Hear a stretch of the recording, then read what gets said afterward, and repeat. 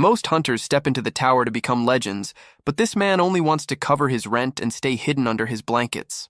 Then one morning, he wakes to find that his only sharks have not simply vanished. Their cut-off heads are neatly placed at his doorstep, wrapped like presents with pretty red ribbons, introducing the greatest coward ever seen. He has no talent, lives with crushing anxiety, and avoids danger as if it were a deadly plague. But the system drags him into a deadly game with one rule: summon spirits to fight in his place. The problem is that these spirits are not heroes. They are S-rank madmen, and he is forced to keep track of their satisfaction ratings like a driver trying to please serial killers. He attempts to fail on purpose so he can stay unnoticed, but his summons twist his orders and end up erasing entire floors in seconds, smashing every record ever made. Now the government is after him, the world believes he is some kind of god, and he is terrified out of his mind. No one is prepared for the accidental rise of this weakling who ends up waking the wild beast inside himself. The story opens in a neighborhood that looks completely abandoned by hope. It is the kind of place where studio apartments feel like storage boxes, and the people nearby spend their days shouting over stolen shoes or simply complaining about the filthy air. Moving through this miserable setting is the protagonist, Banju Hyuk. At 25 years old, Hyuk is living the dream, if that dream were a full disaster made of poverty. He is balancing 3 part-time jobs as a cashier, a waiter, and a day laborer, yet his bank account is still nothing but an empty ruin. He sits inside his 180-square-foot rooftop apartment, eating cheap instant ramen for dinner once again. He understands the truth. He is sinking in debt. He has no special talent at all, and the only thing he owns is a body that still has not given in from pure exhaustion. He has already accepted that he is a miserable failure with no real future ahead of him. But because the universe enjoys making a joke out of him, a blue system notification suddenly appears right in front of his face. It tells him that he has awakened. Hyuk nearly chokes on his noodles. He stares at the floating message, wondering if his mind has finally broken. An awakening is supposed to be a winning ticket, a chance to strike gold and change everything. But he is not stupid. He knows the tower is not some playground. It is a place where people are ripped apart by monsters, crushed by traps or frozen solid. He instantly regrets, at least in his head, ever giving up his part-time jobs. His thoughts begin to spin out of control. He imagines every possible way he could die. He admits to himself that he avoids conflict no matter what. He is the type who crosses the road just to avoid passing by a construction site. He openly sees himself as a coward. He tries to tell himself that this has to be nothing more than a hallucination caused by exhaustion. He decides to test it just in case, and when he calls out for a status window, horror hits him. The system truly shows him as Banju Hyuk, affiliated with the Black Tower Level 1. His class is Summoner. 3 skills are listed under his name: Designated Summon, Random Summon, and Summon General skills. His eyes stop at the inventory slot, and in that moment he realizes this is horribly real. He reads the explanation for his trait. A summoner can call forth spirits, golems, or demonic beasts. That immediately makes him wonder what kind of summoner he has become. Feeling ridiculous, he chooses to test it right there inside his room. He calls out for a random summon. He expects absolutely nothing. Everyone knows skills only function inside the tower. Using one outside of it should be impossible. He feels stupid for even trying, but then the system responds, confirming that random summon has been activated. A bright purple light bursts through the room. Hyuk panics as a figure begins to take shape. It is not a monster or some impressive dragon. It is just a man. A human with red hair stands there looking confused. Hyuk is left speechless. He never even knew summoning people was possible. The summoned man sniffs the air. He pays no attention to the strange magical event and fixes all his focus on the pot of ramen. He asks for a single bite. Hyuk can only stare at him.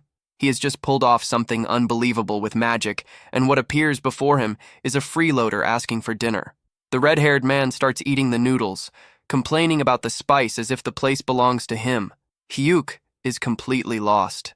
How did the skill work outside the tower, and who exactly is this man?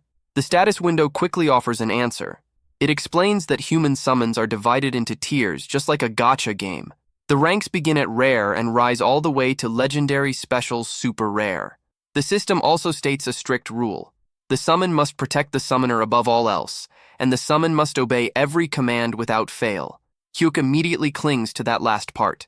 Absolute obedience. That at least sounds useful. The system then reveals the identity of the noodle thief. His name is John Kozak, an SR rank being. His title is the Mad Assassin of the Cruel Assassins Guild. Then Hayek is struck by a violent headache.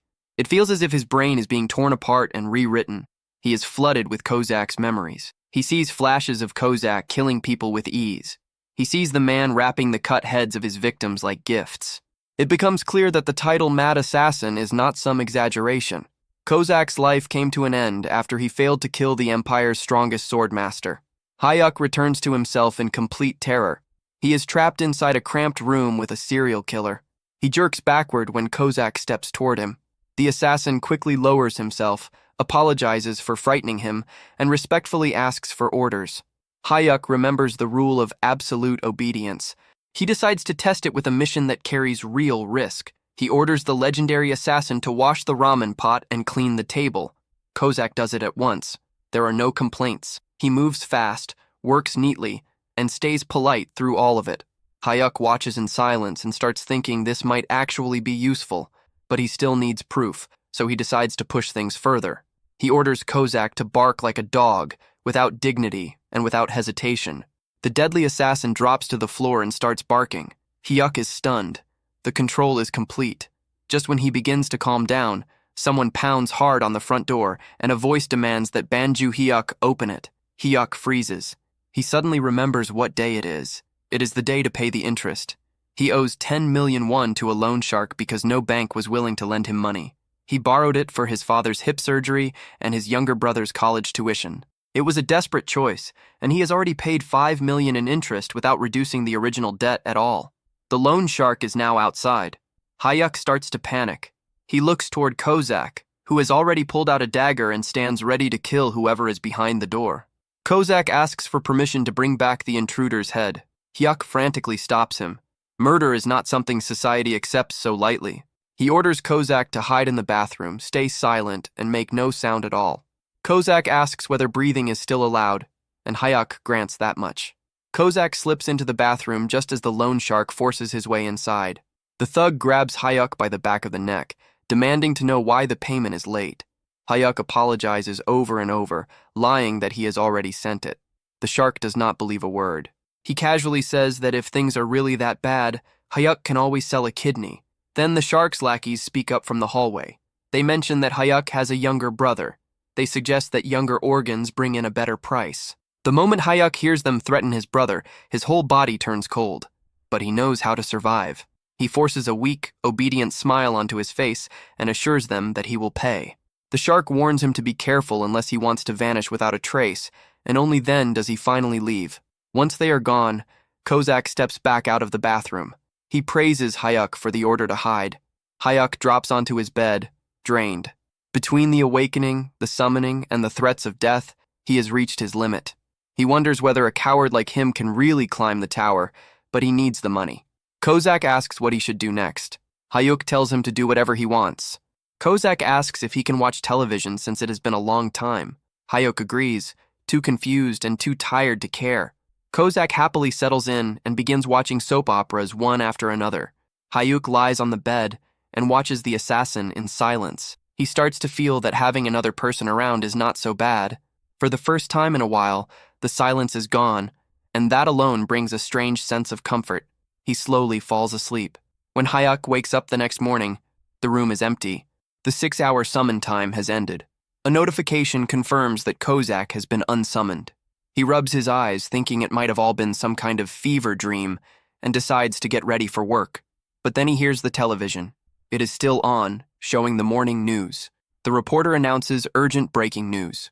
Earlier that morning, the office of a private lending company called Smile Cash was destroyed. 3 victims were found at the scene, all of them beheaded. Hyuk goes completely still. Smile Cash is the company of his loan shark. The report continues, describing the scene in detail. The most disturbing part is that the victims' severed heads were decorated with red ribbons. Hyuk's face turns pale. The image instantly connects in his mind. He realizes exactly what has happened. He shouts in panic, realizing there was nothing comforting about this situation at all. He did not bring someone harmless into his life. He brought in a deranged killer who went out and butchered his debt collectors while he slept. The news keeps feeding fear into him. The report paints a clear picture of the Smile Cash murders, confirming once again the beheadings and the red ribbons placed like decorations. Hyuk knows without a doubt that this is Kozak's doing, and he understands how serious this is. His thoughts spiral out of control. He imagines himself at his cashier job, where even a normal customer holding a heart-shaped item starts to feel dangerous, or worse, someone handing him a severed head. Fear takes over completely. He becomes convinced the police will eventually trace everything back to him. Unable to function, he calls in sick for all his jobs. There is no way he can work while thinking he might be tied to a triple murder. He opens the system window to check on his so-called companion. The status screen confirms that John Kozak is indeed the Mad Assassin, an S-rank entity, with a human manifestation limit of 6 hours. Hyuk tries to summon him again, hoping for answers. But instead, the system shifts into something unexpected, like a customer service interface. A message appears asking him to rate his experience with John Kozak before he can use the skill again. Hyuk stares at the floating rating stars in disbelief. The man killed 3 people while he was asleep. From his point of view, that feels like a clear 1-star experience. He wants to leave a terrible rating for all the trouble caused, but then his conscience stops him. He remembers his mother working as a water purifier salesperson and how much low ratings affected her. Even in this situation, he cannot bring himself to be cruel, not even to a murderer. With a tired sigh, he settles on a polite 3-star rating. The moment he submits it, Kozak appears again, smiling brightly. He thanks Hyuk for the generous 3-star rating and promises to do even better the next time. He looks far too innocent for someone who just carried out a massacre. Hyuk does not waste time and immediately asks if he was the one who killed the men who came to the house the day before.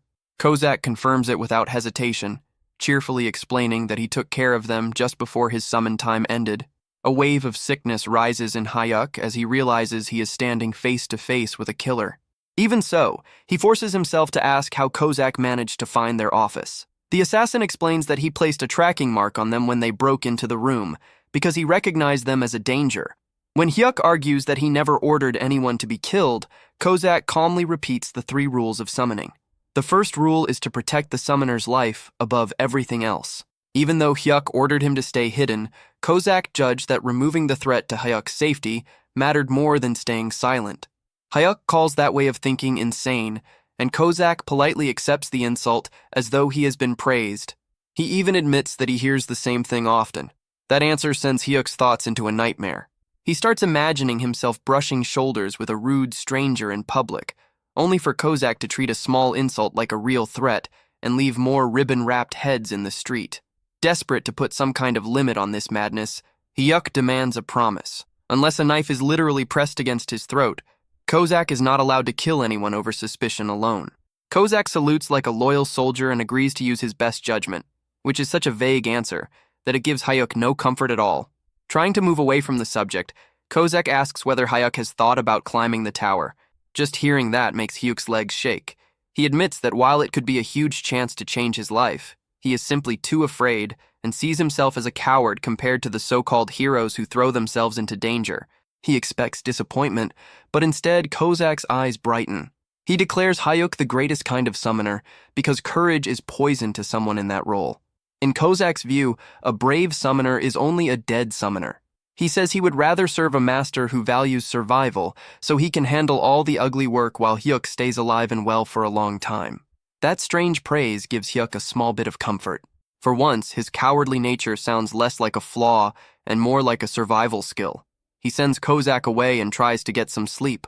When he wakes, he decides to forget about the tower and just live quietly, especially now that the debt collectors have disappeared under very suspicious circumstances. But life does not leave him alone for long. He gets a call from his father, who reveals that he needs to be moved to a more expensive hospital. At the same time, Hyuk learns that his mother has just lost her job. The weight of money problems crashes down on him all over again, heavier than before. In that moment, Hyuk understands that he no longer has a choice. He prepares himself in a ridiculous outfit, covering his body in safety padding and putting on a helmet. He looks like someone about to ride a bicycle with training wheels. Even so, he decides to step into the tower, planning to check only the first floor and leave quickly. But there is one problem. He really does not want to enter with the red-haired psycho. He tries to use random summon again, hoping to get literally anyone else, maybe even a legendary rank. The system shuts him down instantly. A message appears, stating that the skill has a cooldown of 28 days. With no other option left, he summons Kozak again.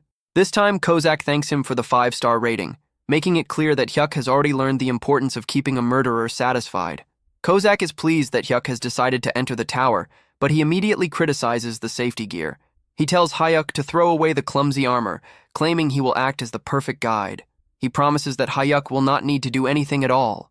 Taking a deep breath, standing beside a very dangerous escort, Hyuk accepts the prompt and enters Korea's Black Tower, first floor. His grand entrance into the tower begins, and by grand entrance, he is doing everything he can not to throw up all over his assassin. The teleportation hits him hard, messing up his balance, and he ends up clinging to John Kozak like a helpless koala. They arrive on the first floor, which turns out to be a barren wasteland, far from anything that could be called comfortable. Kozak, calm as always, gently pats him and reassures him that the nausea will pass with time. As Hyuk slowly moves away from the safe zone, holding his chest, a system notification appears, almost as if trying to boost his confidence. It informs him that his physical abilities have been raised to a mature level just by entering the dungeon. The urge to vomit fades, replaced by a sudden wave of confidence that he did not earn. He clenches his fists, feeling stronger, faster, and strangely capable. For a brief moment, he actually believes he can fight. The system assigns his first mission: defeat 5 fat grubs with tough skin within 2 hours. The name sounds bad, and the reality is worse. The creatures are massive beetles, large and unpleasant to look at. Hyuk tries to remember what he knows about them and recalls that they are considered the basic training enemies of the tower. But basic does not mean easy. For a beginner, defeating even one of these creatures usually takes around 30 minutes of desperate effort. They are known for their thick shells that make weapons bounce off without doing much damage. Still carried by his temporary confidence boost, Hyuk decides that this will be the moment he proves himself. He asks Kozak for a weapon, determined to defeat at least one creature on his own. He walks up to the nearest giant insect, weapon raised, almost looking like a hero. Then the creature moves. It barely shifts, just a small twitch. That alone is enough to destroy all his courage. His confidence collapses instantly. He turns around and screams for Kozak to save him, abandoning any sense of pride in a single moment. Kozak does not criticize him. Instead, he calmly praises Hyuk for making the correct decision to retreat. The assassin moves in, but he does not simply pierce the insect. That would have been far too restrained. He activates a technique called Blade Explosion with C4. Yes, that is exactly what happened. He brings out military-level plastic explosives against a tutorial beetle. A huge blast erupts, dust spreads in every direction, and the insects are not merely beaten. They are erased. Hyuk can only stare in shock as the mission ends in a matter of seconds. The system loses all restraint, granting Hyuk an S++ conquest score and a gleaming platinum badge. Hyuk looks at the rewards and realizes that while others are struggling to survive, he has somehow run into a complete exploit. While Hyuk brushes the dust off himself, a global alert reaches every player across South Korea. It declares that the second floor of the Black Tower is now open. The scene shifts to other hunters, gyms, and bars, where people react in confusion and wonder who could have cleared the first floor that quickly. At the same time, Hyuk is already back at his apartment going through his loot. He examines the magic stone. He had just obtained it. It is a blue crystal essential to modern industry, and even with the market flooded, it is valued at 50,000 won. Hyuk runs the numbers. He had just made 50 grand in 5 minutes. That is more than he earns after days of carrying bricks. He studies the platinum badge, something he has never seen before, but chooses to put it aside for now because the money is the only thing that matters. To mark his sudden fortune, Hyuk orders food delivery. He picks pork trotters, but being a thoughtful master, he chooses the regular version instead of the spicy one. He remembers that the legendary mad assassin has a paper-thin tongue and cannot deal with heat. Kozak is clearly moved by that choice, but still inspects the food with suspicion, asking whether it is spicy. As they eat, Hyuk brings up something that had been bothering him. He asks whether Kozak's old-fashioned and overly stiff way of speaking is normal. Kozak admits that it is a habit he picked up from his former summoner. Hyuk laughs and points out that it makes him sound like someone still caught up over an ex-boyfriend. Kozak says he can change it if it becomes irritating, but Hyuk tells him to leave it because it is honestly pretty amusing. They laugh together over pork and killing, making their strange connection even firmer. Hayuk finally accepts that the tower is not some deadly trap. It is his own personal ATM. The following morning, Hayuk reorganizes his whole life. He decides to leave behind his body-breaking day labor jobs. His new routine is clear. He will work at the convenience store during the day, the restaurant in the evening, and then farm the tower with his assassin summon at night. He calls Kozak out again, and the assassin is nearly shining because Hayuk had given him another 5-star satisfaction score. Kozak explains how the system works. The higher the score, the stronger the buffs become. High satisfaction brings longer manifestation time and can even lead to rank advancement. In simple terms, the more Hayuk keeps his assassin satisfied, the stronger the assassin becomes. It is a perfect deal for both sides. They move on to the second floor.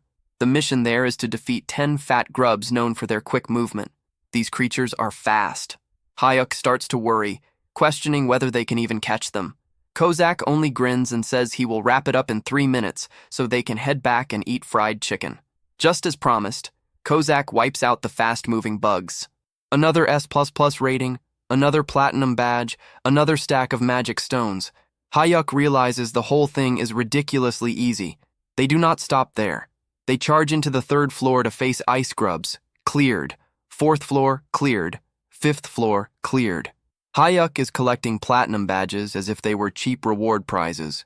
He notices that he can clear a floor in the same time it takes to make a cup of coffee. After conquering the 5th floor, the system grants him a special reward for collecting 5 platinum badges.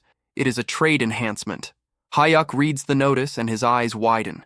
The number of summons he can control at the same time has increased to 2. The coward locks up on the spot. One unstable assassin had already been handling everything without trouble. But now he can bring out 2 of them. The tower is completely unprepared for that. Our boy stares at his status screen. He starts planning his next step like a bargain hunter during a massive sale. He realizes that because of his recent speedrun, he can now manage 2 summons at once. That means he could already have a full group around him. But then he checks the cooldown for his random summon skill and pauses. It is more than 20 days. He decides to think ahead. Instead of gambling on a bad summon now, he chooses to wait until the cooldown resets so he can move with 3 people at once, himself, Kozak, and a fresh meat shield to guarantee maximum safety. He tells himself that this is smart patience, but the truth is obvious. He just wants to do even less than he is already doing. Meanwhile, at the Awakened Management Agency, the government is in complete chaos. A group of deeply stressed officials is trying to figure out who is clearing the Black Tower with an S++ rating. Team Leader John and Section Chief M are sweating hard because Korea's previous best record was a miserable E rank. The director is panicking at the thought that another country might step in and steal this super rookie with better treatment or worse, abduct them. They order a nationwide search for the unknown player, completely unaware that the person they are hunting is currently sitting around in his underwear, eating instant noodles. Back inside the tower, Hayuk and Kozak are treating the 8th floor like a casual stroll. They go up against red-horned frog warriors, and before Hayuk can even react, Kozak has already turned them into sliced meat. Another floor falls, followed by another S++ rating and yet another platinum badge. Hyuk grumbles that the hardest part of his day is not the fights, but the dizziness from entering the tower. Kozak reminds him that things only become serious after the 10th floor. Feeling unusually generous, Hyuk decides to reward his loyal killer. He pulls out his wallet and tells Kozak to go outside, enjoy himself, and eat something good in the real world. Kozak rejects the idea immediately. He refuses to leave his summoner's side, holding on to absolute loyalty. Hyuk exhales and decides that if they cannot go out, then the celebration will come to them. They order chicken and Kozak becomes visibly excited, almost shaking with anticipation.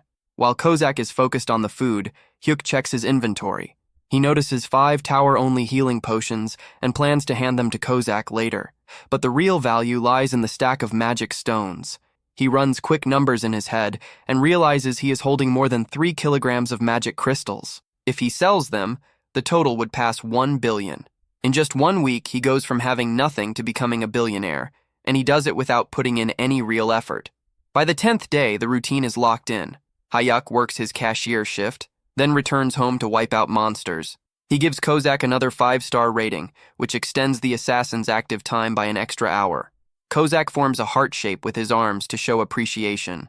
The gesture looks both harmless and disturbing coming from someone who makes a living cutting heads off. They step into the 10th floor, and Hayuk immediately senses a difference. Mana floods his body, and he describes the feeling as something wild and untamed. The rush gets to his head, and he decides he wants to take part in the fight this time. Kozak reacts with clear alarm, thinking that even a single scratch on Hyuk would force him to punish himself. Hayuk ignores the concern, driven by pride, since the enemy is only a large insect. The monster appears, and in a brief moment that looks like skill, or perhaps Kozak acting too fast to see, the creature is cut in half instantly. The system announces the 10th floor has been cleared and drops a large amount of rewards for Hayuk. Because he has gathered 10 platinum badges, the system grants him a special option. He can copy one skill from a summon. The choices include strong attack abilities like Blade Explosion and Poison Dagger. A normal person would go for damage. Hayuk chooses Shadow Step without hesitation. Kozak questions the decision, and Hayuk admits it is the best option for escaping. Kozak supports the choice, treating it as smart thinking since survival comes first. Hayuk then tries to use his new teleport skill inside his living room, jumping around like a restless animal, but nothing happens. He realizes too late that skills cannot be used outside the tower and ends up looking ridiculous, bouncing around his apartment like a fool. Once he is finally ready to turn his loot into cash, Hyuk contacts the Awakened Management Agency to sell his magic stones. To him, it is only a simple business deal, but to the agency, this is the clue they have been waiting for.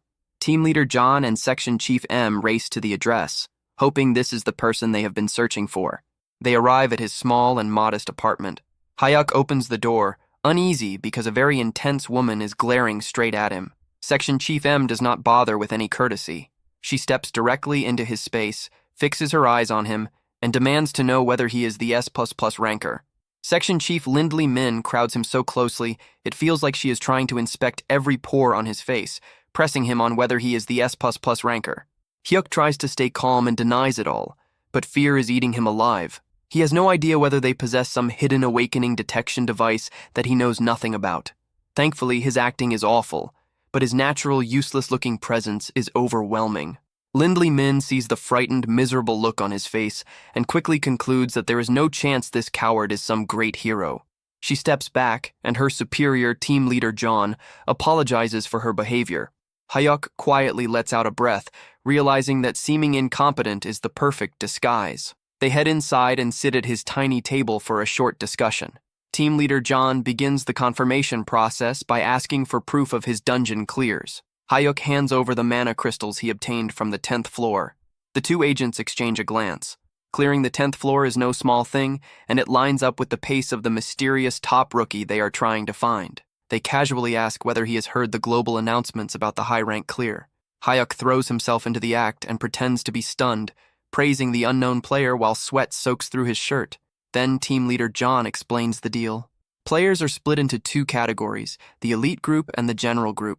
The elite side receives a salary, government backing, and strong equipment. But in exchange, they are basically treated like state property and are forced to clear dangerous high-level floors. The general side is meant for freelancers who are free to live however they want. Hyuk does not need even a moment to think. He chooses the general route immediately. He tells them he is scared, not especially gifted, and only wants to farm safe floors for quick money. Section Chief Len Lee Min looks at him with open disgust. In her mind, plenty of people choose the safer path, but almost nobody admits so openly that they are this pathetic. She writes him off as a complete waste of time. Still, the team leader is careful. He asks Hayuk to enter the tower right there as one final step to confirm everything. Hayuk agrees, but he already understands what they are trying to do. They want to measure the time. If he clears the floor too fast, they will know he is the one. Hayuk decides to beat them by acting useless on purpose. He tells them to get comfortable because he plans to take a slow 2-hour walk inside. The moment he vanishes, the agents begin betting on how badly he will fail. Len Lee Min predicts that he will give up on the 11th floor since the mission involves centipedes, and someone as cowardly as him will obviously lose his nerve. Inside the tower, Hayuk gives instructions to his assassin. The mission is to kill 100 long-tail centipedes. Kozak, as eager as ever, offers to wipe them all out in 5 minutes. Hyuk immediately shuts that down. He orders Kozak to move slowly and keep things under control. He explains that they need a messy and unimpressive run to throw the government off track. Kozak gives a thumbs up, though he likely believes his master is carrying out some impossible master plan. They begin the stage, and Kozak follows orders, killing at a painfully slow pace. Then everything goes wrong. A giant centipede bursts out of the ground directly beneath Hyuk. Our brave hero locks up, with his legs refusing to move. Kozak sees his summoner in danger, and his absolute loyalty to safety takes over. He declares that he cannot follow the slow approach while Hyuk's life is under threat. In a single blur of movement, he wipes out every centipede nearby in an instant. Then comes the system message of disaster. 11th floor cleared. Rank S++++. Hyuk stares at the notice, realizing that his plan to appear average has failed in the worst possible way. Hyuk returns to his living room exactly 5 minutes after leaving. The agents are staring down at their phones, which have just received the global notice of the clear. They look at Hyuk. Hyuk looks back at them. The timing says everything. There is no way out of this one. The moment he understands that his cover is gone, Hyuk's attitude changes. He summons Kozak, who appears behind him with a threatening presence. Hyuk looks at the two shaken government agents and says that he truly did not want to come to this, but now they have to be silenced. It seems our coward is about to step into his villain phase. The scene resumes with the coward Banju Hyuk, trapped inside a terrifying fantasy of his own making. He watches in horror as his assassin, John Kozak, takes the earlier order to silence them far too seriously and kills the government agents right there in the living room. Hyuk is on the verge of screaming, but then reality returns. The agents are completely unharmed, still breathing, and very much alive. It had only been Hyuk's wild, paranoid imagination spiraling out of control. The only thing truly dying in that room is Hyuk's pride. Sweat pours off him, and Section Chief Lin Lehman asks whether he is all right, assuming he is going through some kind of panic episode.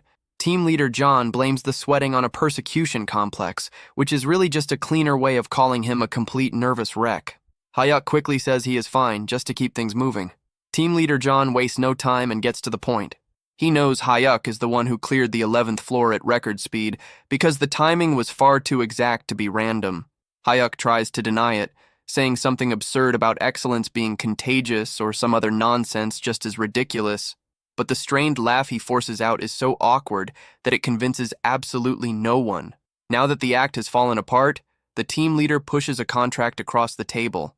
But this is no ordinary deal. It is the highest elite contract. It comes with an annual salary of 12 billion won, provided housing, VVIP treatment, full security protection, and legal immunity.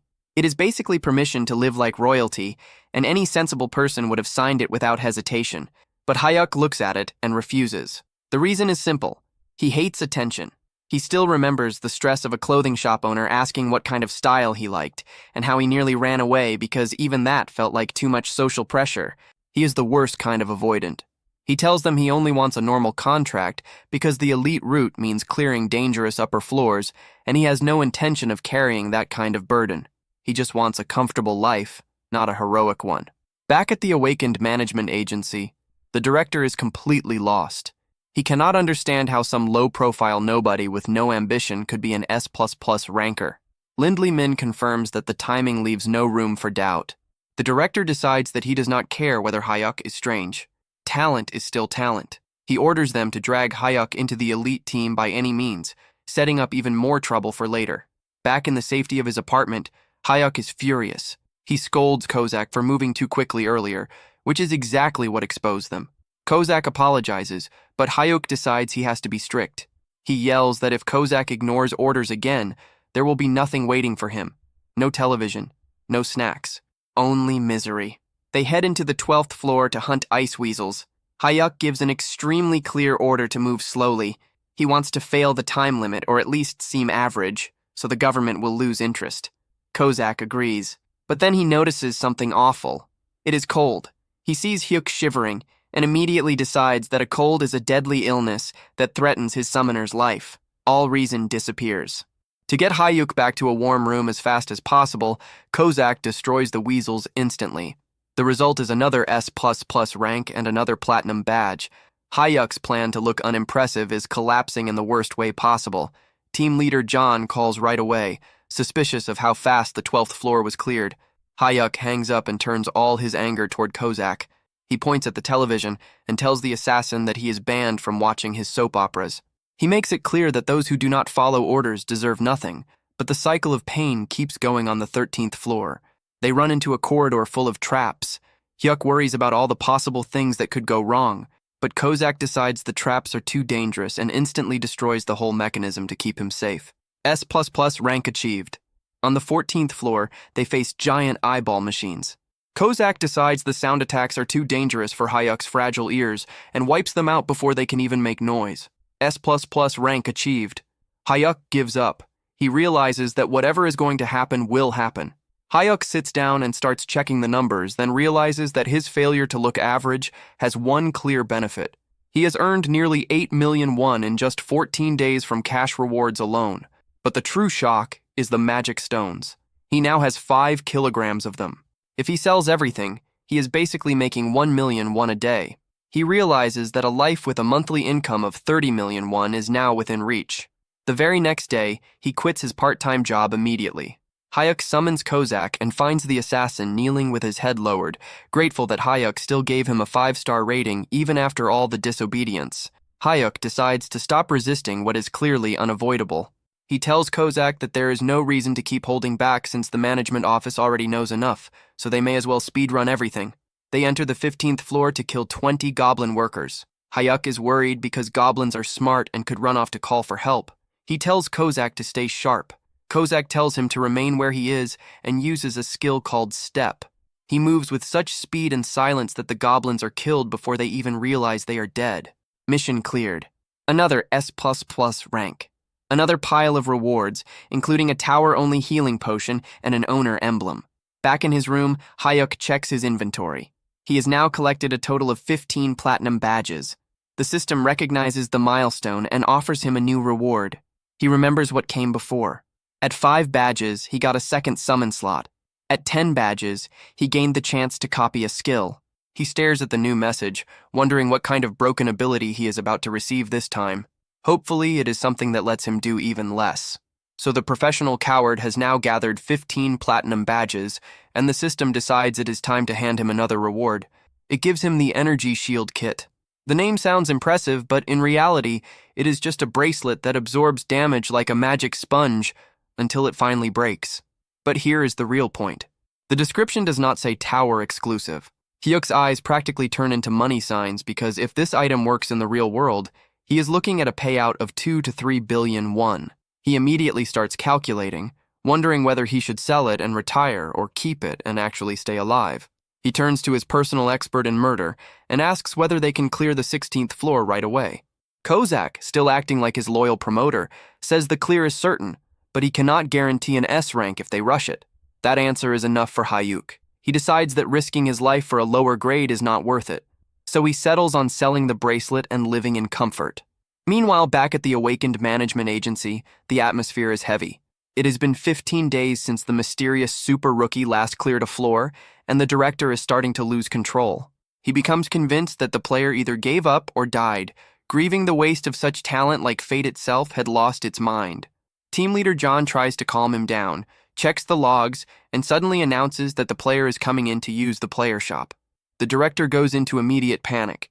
He realizes their precious VIP is still walking around in beginner clothes and probably owns no proper gear.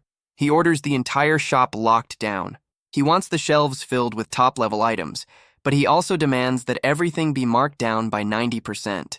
He figures that if they hand things over for free, Hyuk's suspicious nature will reject it. So a huge sale becomes the perfect trick to pull him in. Back at the apartment, Hyuk decides that he needs to confirm the item is real before selling it. He hands a dagger to Kozak and asks the assassin to stab him. It is treated like some normal, everyday request. Kozak looks at him as if he had just suggested something unforgivable. He starts trembling, unable to accept the thought of harming even a single strand of his master's hair. Hyuk rolls his eyes at the reaction. He lets out a tired breath, grabs the dagger himself, and moves to stab his own arm. But before the blade can touch him, Kozak's hand shoots forward and catches the weapon with his bare hand. Blood falls onto the floor as the assassin shakes, terrified that his master had almost been injured. Hyuk quickly heals him, realizing that testing protective gear with an overprotective madman was a terrible plan, and then Hyuk decides to test his shadow step instead. He teleports onto a goblin's back and feels like a ninja for a moment. The goblin shrieks and tries to bite him, but then the shield activates with perfect timing. It works exactly as intended. Hyuk, feeling untouchable for all of 2 seconds, kicks the goblin in the face while Kozak drops in to finish it off, but instead of approval, Kozak starts shouting. He demands to know whether Hyuk is hurt, scolding him as if courage itself were a health risk. Hyuk apologizes again and again, promising that he will return to doing absolutely nothing. With a bag full of mana stones worth millions, Hyuk finally contacts the agency. He expects an ordinary business exchange, but the government sends an actual limousine to pick him up. He arrives at the player shop and is welcomed by team leader John, who treats him like a top-level VIP. Hyuk steps inside and immediately feels confused. The place is completely empty of other customers because, without his knowledge, everyone else had been forced out. He checks the price tags and finds high-end gear being sold for almost nothing. He assumes the market must have collapsed or that he is simply an incredible bargain hunter, completely failing to notice that the government is covering the cost of his new outfit. He picks up a pair of leather boots that would normally cost a fortune, but are listed for the price of a cheap meal. He buys them along with several other items, convinced he is getting away with the greatest steal of his life. From his office, the director watches the whole thing and nearly cries with relief that their fragile powerhouse is finally wearing proper protection. The next day, Hyuk is feeling good. He has new boots, a working shield, and his confidence has recovered. He summons Kozak, who immediately salutes and gets ready for another round of goblin slaughter. But Hyuk stops him. He points upward and announces that today is not just about farming floors. They are going to grow the team.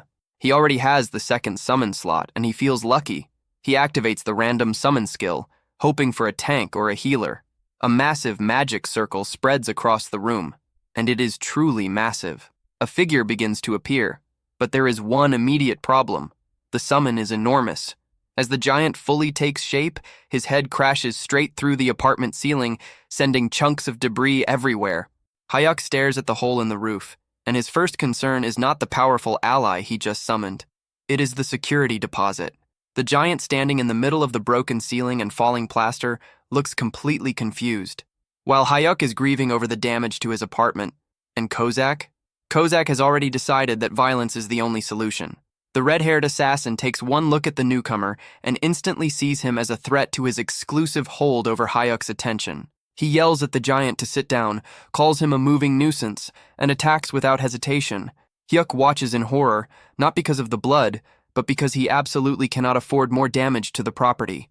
Kozak keeps slashing and raging, sounding like a jealous ex who just ruined a wedding, but the giant remains still, completely unaffected. He looks down at the assassin who is doing everything possible to kill him, and calmly says that it only tickles.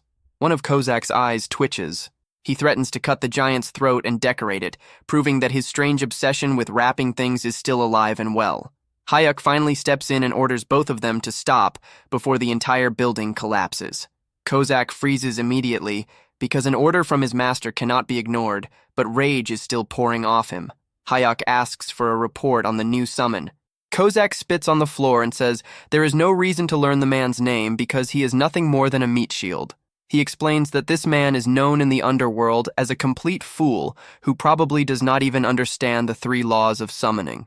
To prove it, Kozak tests the giant on Article 1. The giant blinks, clearly taking far too long to process the question, and admits that he does not know. He forgot. Kozak turns to Hyuk with a smug expression that says he had been right all along, suggesting they kill the giant now and roll the gacha again in 100 days. Hyuk ignores the suggestion of murder and checks the system window. The new summon is rare rank, the lowest tier possible, with the class Savage Warrior. His name field is still empty, and his satisfaction score does not exist yet. Then, the familiar headache hits, and Hyuk is pulled into the giant's memories. He sees a wide and beautiful plain where the giant is running around with butterflies. It feels almost harmless and bright until it becomes clear that the giant is also casually snapping the necks of wolves while playing. The memory reveals the tragedy behind this massive figure. He had been simple and pure, someone who found joy in nature, but he was also unbelievably stupid. A group of so-called heroes tricked him into joining their party, used him as the frontline shield against a hydra, and left him to be melted by acid breath while they stayed safely behind him. He died protecting people who had been mocking him the entire time. Hyuk returns to reality and looks at the giant differently. He knows the whole thing is messed up, but he also realizes that someone loyal to the point of stupidity and able to endure pain is exactly the kind of person a coward like him needs. He decides to give the giant a name. He asks whether he prefers Yaman or Gobang. The giant, staying true to himself, says that he does not know, so Hyuk chooses Gobang. He smiles and promises to make Gobang happy, which sounds kind on the surface until it is remembered that Hyuk's idea of happiness is surviving while others do all the work. He introduces Gobang to Kozak and declares that the three of them are now comrades. Kozak looks like he has just swallowed something sour. He politely accepts the word comrade while silently measuring how quickly he could take Gobang apart. With the group now complete, they head straight for the 16th floor. The mission is to eliminate 30 goblins. Kozak, still acting like the most dramatic person alive, insists on taking the front to shield Hyuk from poison darts. They move through the forest in formation, with Kozak in front, Hyuk safely in the center, and Gobang covering the back. Without warning, a goblin fires a poisoned dart. Kozak catches it in mid-air with effortless precision, then immediately turns to check on Hyuk with extreme concern. Hyuk points out that there are around 50 goblins hiding in the trees. Kozak prepares for a careful fight, but Hyuk has a different plan. He tells Gobang to move to the front and block them. Gobang does not think through the situation. He does not circle around. He simply jumps. The giant launches himself into the air and crashes down with the force of a small disaster. The shockwave alone throws Kozak off balance. Arrows pour down onto Gobang, but they simply bounce off his skin like worthless toys. He laughs and says it tickles, then starts crushing the goblins into a bloody mess. Hyuk watches from behind a rock with wide eyes. He realizes that even though Gobang is only ranked rare, his raw physical power easily reaches SSR level. The system clearly pushed his rank down only because his intelligence barely exists. After the slaughter, they celebrate back at the apartment with fried chicken. Gobang is thrilled. He stuffs an entire piece of chicken into his mouth, bones included, and chews it all down. He looks at Hyuk with pure happiness and comments only on the crunch. Kozak watches the whole thing with complete disgust. He asks whether the chicken is spicy, but most of all, he is deeply offended by Gobang's manners at the table. Hyuk tries to build some sense of teamwork, telling Kozak that Gobang is family now. Kozak immediately pushes back, questioning why he has to share that title with a bone-eating vacuum. The following day, they head to the 17th floor. Hyuk, feeling the effects of leveling up, starts getting a little too confident. He tightens his fist, feels mana rising through him, and wonders whether that wild force inside him is finally waking up. For a brief moment, he thinks that maybe he should join the fight this time. Kozak crushes that idea immediately. He tells Hyuk to stay in the back because confidence usually ends with death. They come across a full battalion of goblin warriors. These are not the weak, half-naked goblins from before. These ones have shields, armor, and organized formation. A normal player would have to pull them out one by one. Hyuk looks at the army.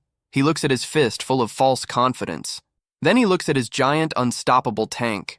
He decides that strategy is for people who do not have something like Gobang. He orders the giant to wipe them all out. As Gobang charges forward, Hyuk starts wondering what kind of broken power he is going to receive next, because at this rate, he is going to conquer the tower without even getting tired. Gobang crashes into the goblin battalion like a runaway train. He bats them away like insects, and Hyuk watches from a safe distance, completely absorbed by the sight. He realizes that strategy and tactics are nice ideas for weak people, but when someone has a living tank, it is like bringing a bomb to a knife fight. Hyuk compares the goblins to people on bicycles trying to stop a war machine. It is not a battle. It is a massacre. Thanks to the giant fool's rampage, Hyuk clears the 17th floor with another S++ rank and collects yet another platinum badge. He is drowning in rewards, and his ego is beginning to grow even faster than his money. They move straight to the 18th floor. The mission is simple. Eliminate 30 goblin assassins. Hyuk shouts for them to move out with the confidence of a commander who never has to do any of the actual fighting. Gobang charges forward, ready to crush everything in sight. But there is one problem. The enemies are invisible. The giant swings his club through empty space, confused because there is nothing he can see to hit. He stands there looking like a dog barking at something it cannot understand, grumbling that the enemies are cowards for hiding. Kozak, who has been brooding in the background because he has not killed anything in 5 whole minutes, sees his chance. He steps forward and declares that he is about to cleanse Hyuk's eyes after forcing him to watch Gobang's pathetic struggle. He mocks the goblins, claiming their stealth is nothing compared to his own abilities. With full dramatic force, the red-haired assassin activates Shadow Step. He vanishes into motion and tears through the invisible goblins with perfect precision. It becomes a complete slaughter. Hyuk watches and instantly understands what is happening. Kozak had taken the bait. The assassin had clearly been getting restless because the new summon was stealing all the attention, so his competitive side finally exploded. Hyuk grins, realizing that Kozak's jealousy can be used to collect badges even faster. He silently praises himself for being some kind of manipulative genius.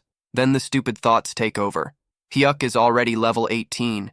He can feel the mana running through his body, and suddenly, his inflated ego takes shape in his mind. He imagines a grand, muscular, wild stallion running freely through a field of flowers. Yes, the fool literally pictures his inner self as a horse charging across the world.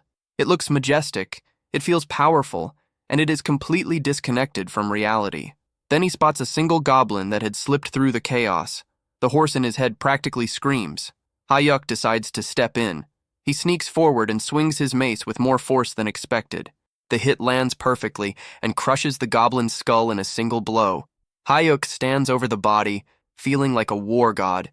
He is probably already writing a victory speech in his head, but because he is too busy admiring himself, he fails to notice another goblin creeping up directly behind him. The assassin lifts a dagger, ready to skewer Hyuk on the spot. Hyuk turns around just in time to watch his death coming at him. But before the blade can touch him, Kozak appears from nowhere.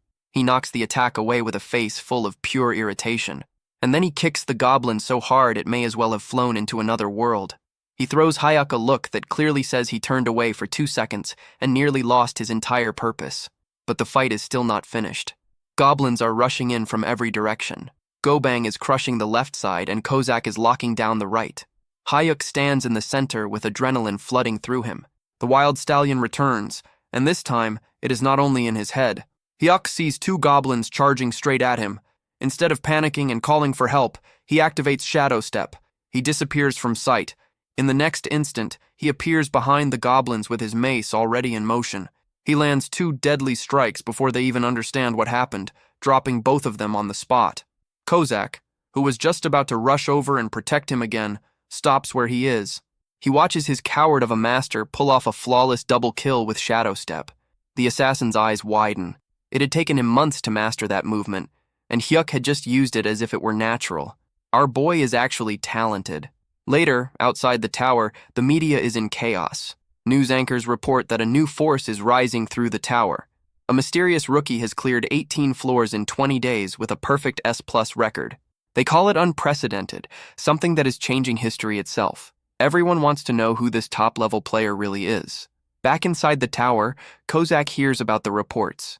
But he is not pleased. His face turns serious. He makes Hyuk sit down for an important talk. He tells Hyuk that his growth is happening far too fast. Hyuk takes it as praise, but Kozak shakes his head. He explains that Hyuk's Shadow Step had been perfect, so perfect that it was disturbing. Kozak looks like he is on the edge of breaking down. Then he lays out the problem. When a coward gains strength, confidence follows. And when confidence appears, that coward starts imagining he can become a hero. Heroes die. He begs his master to remember the promise that safety comes first. He does not want a warrior as a master. He wants a coward who stays alive. Hyuk nods and promises that he will never do anything reckless again. But Kozak grabs at his chest, muttering that something feels wrong. He looks at Hyuk and sees a walking disaster waiting to happen, fully convinced that this sudden rise in talent is going to kill them both. Back at the apartment, there is no peace at all. Kozak is yelling that he is going to boil Gobang alive in a pot, while the giant tank casually falls backward and crushes the refrigerator.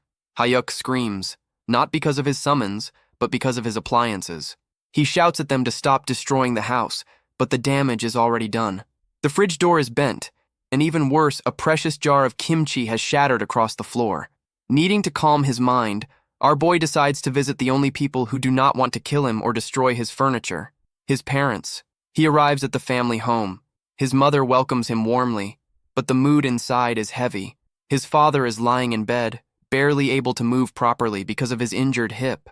Hyuk asks about his condition, and his father tries to act strong, complaining that bones heal easily and that he simply enjoys lying down. It is an obvious lie, but Hyuk goes along with it and helps his father sit up for dinner. They gather around a pot of stew, and the strain of money problems hangs over the table. His mother tries to stay positive, saying she will find work again soon, but Hyuk can see the tiredness on her face. He decides to test their reaction. He casually asks what they would think if he had awakened as a player. The response is immediate. His father blows up. He asks whether that was supposed to be a joke, warning Hyuk that the tower is not some place for games. He says that he may be the kind of man who makes his wife deal with cockroaches, but he would still rather stay poor forever than watch his son die in a dungeon. Even Hyuk's younger brother, Mahak, who has just come in carrying tofu, calls it the funniest thing Hyuk has ever said. Hyuk quickly retreats from the topic, but his mother catches him off guard. She asks whether he is supposed to be working that day. Hyuk lies and says it is his day off, but his mother gives him that knowing look. She tells him that his face always shows when he is lying. Even so, she chooses to trust him, as long as he stays away from reckless risks. Hyuk feels a stab of guilt, but then he remembers something important. He asks why his mother lost her last job. She explains that she had gone to repair a water purifier for a rude customer. The customer then demanded that she also clean up their recycling and food waste. So what did she do? She realized the customer was going to leave a bad rating no matter what, so she dumped the food waste right back on them and let them deal with it. Hyuk realizes that his mother is bold, aggressive, and fearless, and that leads him to a harsh truth about his bloodline. His father's greatest accomplishment in life had been asking this terrifying woman out on a date. The narration makes it clear that the father is the pure definition of a weak man, the kind who falls completely for strong women.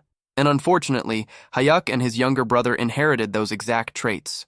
They are pitiful, yet naturally pulled toward danger. Before leaving, Hyuk hands some spending money to his brother and tells him to pass it to their parents. The younger one looks at the cash, then at Hyuk with a sly grin. He asks where his own cut is. Hyuk immediately realizes the little brat is extorting him, so he transfers 500,000 won just to keep him quiet. With family matters handled, Hyuk heads to the Awakened Management Department. He decides it is finally time to visit the player shop properly. The moment he steps inside, stress hits him. There is a female employee there, and too many people are nearby. His social anxiety starts rising fast. The employee shows him a shield worth 100,000 won. Hyuk nearly dies on the spot and thinks the price is far beyond what he can handle. He asks for something cheaper. She then shows him a proud handshell priced at 40,000 won. Hyuk thinks it fits him perfectly, mostly because it is cheaper, and because he wants to escape that interaction as quickly as possible. He buys it and runs, thinking that talking to store employees is harder than fighting goblins. On his way out, a man approaches him. The man introduces himself as Joey Hosak, a player who has already climbed through the 30th floors. He is handsome, friendly, and carries himself like someone who belongs there. He offers help in case Hyuk ever runs into trouble. Hyuk watches him leave and feels a stab of jealousy. He admires the man's social confidence and assumes someone like that probably even has a girlfriend. Back at the apartment, Hyuk checks his stats. He is level 19. He summons Kozak to show off the new gear. Kozak reacts with complete disbelief. He questions whether Hyuk really needs a shield when he already has a bodyguard. Hyuk insists that survival always comes first. He makes Kozak promise that if things go wrong, he must throw the meat shield, meaning go bang, into danger so Hyuk can escape safely. Kozak agrees without hesitation, saying he would gladly sacrifice that bastard before sacrificing himself. Then he suddenly catches a scent. Dumplings. Hyuk had brought food as a bribe, but in the middle of chewing, Kozak suddenly stops. He asks whether Hyuk has made an enemy of someone.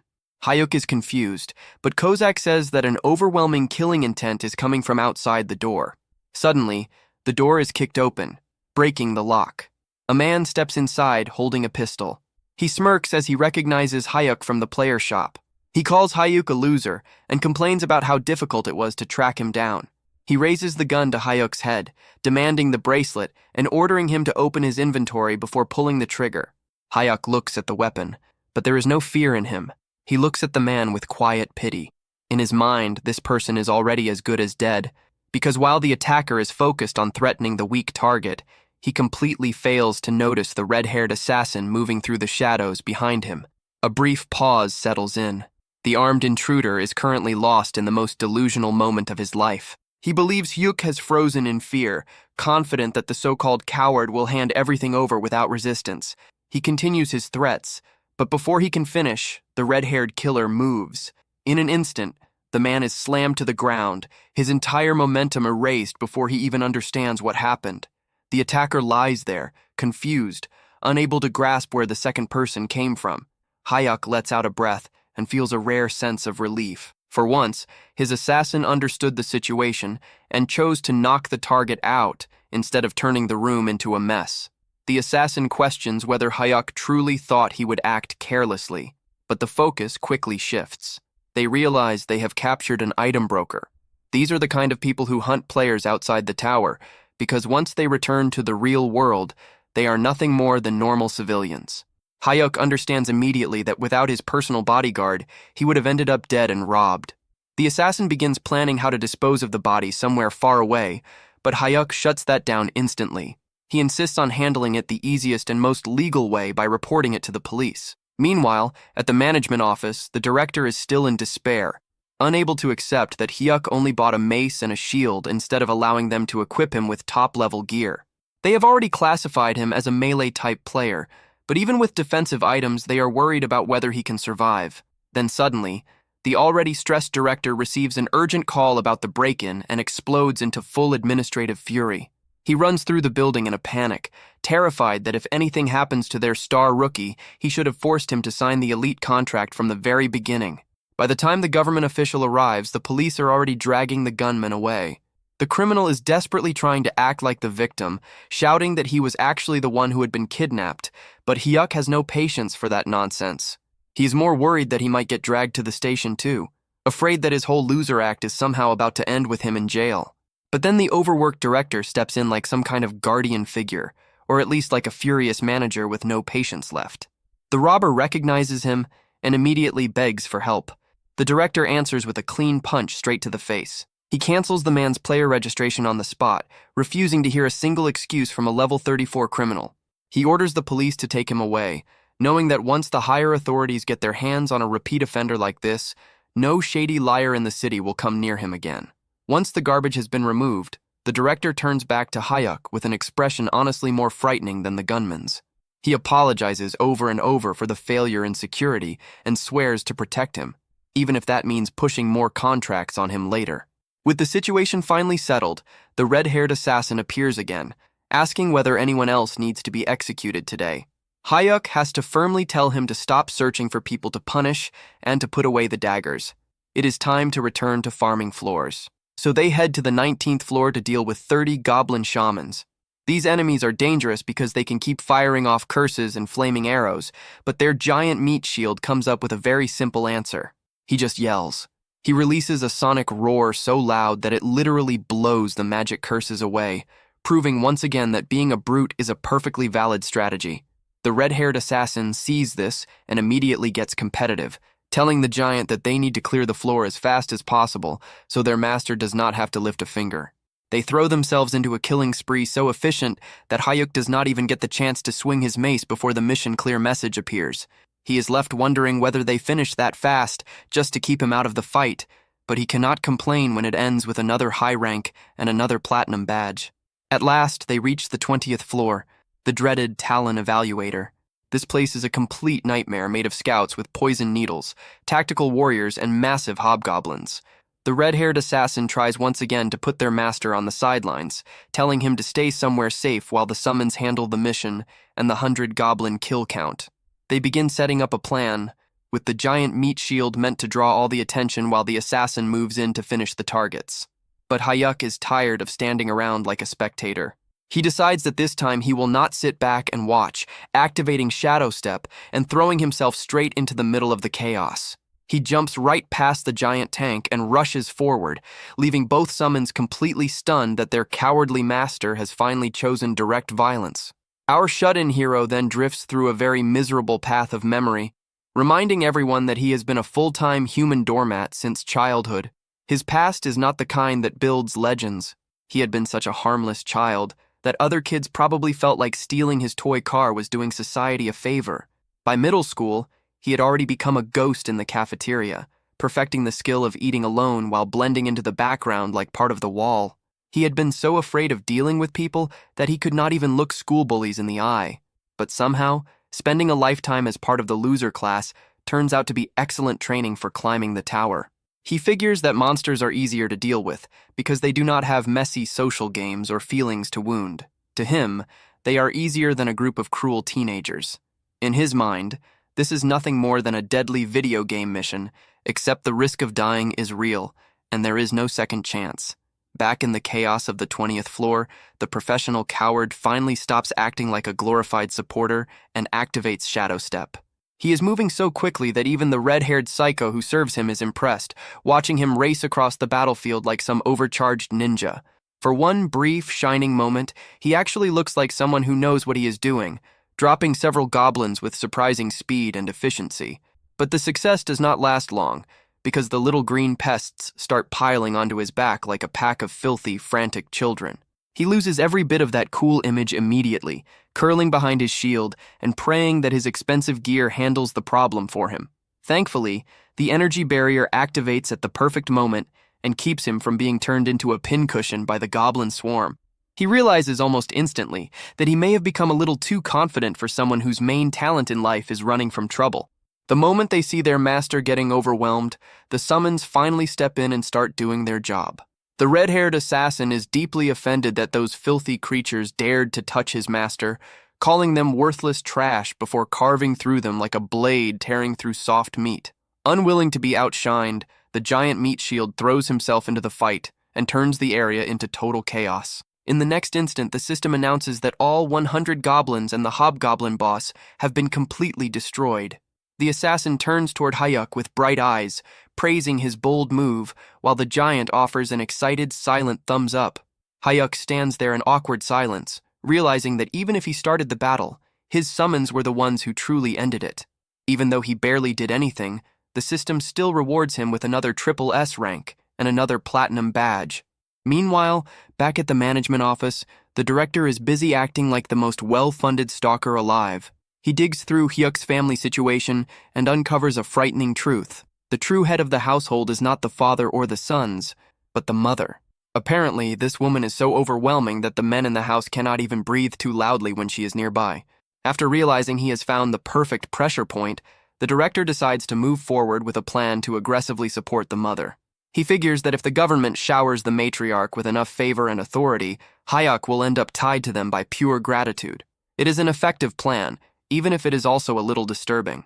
Back in the real world, Hayuk decides to celebrate surviving with a flood of carbs. He orders 12 huge bowls of black bean noodles, which causes the delivery man to look at him with deep sympathy. The man clearly assumes Hyuk is hosting a miserable one-person feast. To make it worse, the delivery worker tosses in one single fried dumpling as a free extra. Hyuk is visibly offended. He just spent a ridiculous amount on noodles, and all he gets is one tiny dumpling and no coupons at all. He starts complaining in his head about how hard it has become to order with coupons these days, proving that even with millions in hand, he is still cheap to the core. He quickly sends the delivery man away and tells his housemates they can come out now. The second the door closes, the apartment turns into madness. The giant meat shield is practically shaking, making the floor tremble from pure excitement over the smell of the sauce. The assassin is just as captivated, staring at the takeout as though it were some sacred object. Hayuk watches the barbarian devour the food and honestly starts worrying that the giant is going to eat the ceramic plate along with the noodles. Ignoring the greed around him, Hyuk decides to check his rewards. He opens his inventory and sees that he has now collected 20 platinum badges, which unlocks a special prize. A platinum random box appears, and Hyuk stares at it, wondering whether his luck is finally about to improve or whether the system is about to throw another strange surprise at him. The professional coward stares at the floating platinum box with the desperate focus of a gambler locked onto a slot machine. The system slowly scrolls through the list of possible rewards, and the choices are enough to make any grown man tear up with happiness. There are mana stones, rare herbs, 50 different kinds of metal, potions, elixirs, and weapons. There are even special items like the Rune of Level Up, which allows someone to gain levels without climbing, and tower jump tickets, which let a player skip entire floors. Hayuk studies the list immediately like someone hunting for the best possible deal. He decides that the tower jump ticket is garbage because skipping a floor also means losing all the rewards from clearing it. And there is no point in being high level if it leaves him poor. His eyes lock onto the true prize on the list, the grade confirmation summon ticket. He realizes that if he pulls an SS rank summon, basically a god-level being, he could officially retire from fighting forever. He starts imagining a life where he sits back in a chair drinking juice while some overpowered servant handles everything for him. The thought of that level of perfect laziness nearly makes him drool. He prays for a miracle and opens the box. The results are a chaotic mix. First, he gets 10 kilograms of mana stones. Hyuk's eyes practically become money signs as he realizes that this alone is worth around 5 million won in shiny rocks he can sell whenever he wants. Second, he receives a skill book with the absurd name Cow's Lightning Staff. He thinks it sounds like something pulled from a terrible romance novel, but he registers it anyway because he is desperate to get a proper attack skill. But the third item is the true prize, a rune of summon grade up. This is a complete jackpot that can raise a summon's rank depending on their potential. He immediately runs into a problem that feels weirdly personal. Should he give it to the red-haired assassin or the giant meat shield? He reasons that the assassin probably deserves it more, since they have shared so many meals together, even if the giant had clearly eaten more of the food. In the end, he decides to keep it for later since their current power is already more than enough. He then decides to test his new Cow's Lightning Staff skill right there in his room. He tries to activate the first form, Lightning Soil Chaser, expecting something dramatic and impressive. But nothing happens at all because, of course, magic does not function in the real world. So he just ends up standing there looking ridiculous, while the red-haired assassin asks why he is swinging a mace around inside the apartment. When Hyuk proudly reveals that he learned an attack skill, the assassin looks horrified, like he has just seen a toddler pick up a chainsaw. Then the serious mood breaks apart completely, because the giant meat shield decides to steal fruit from the assassin, starting another childish fight where the assassin calls him a bastard. Once the oversized children finally calm down, the assassin gives Hyuk a lecture. He explains that a summoner's role is to stay back and let the servants handle the fighting, pointing out that his former master died for the exact reason that he tried to act like a hero. But Hyuk is too caught up in his own rising confidence. He insists that he is stronger now and needs to test his new skill. The assassin looks at him like he is watching disaster unfold in slow motion. He warns that for someone weak, an attack skill is just a prettier way to die. When Hyuk tries to argue that the 20th floor had been easy, the assassin loses patience. He activates one of the summoning principles, and suddenly the giant meat shield grabs Hyuk in a crushing bear hug, basically taking him hostage for his own protection. The assassin punches the giant for being too rough, but still agrees with the idea. Once they enter the tower, the giant will carry their master like luggage, while the assassin wipes out the floor. Hyuk realizes he has completely lost control of his own summons, so he brings out his final weapon, pitiful pleading.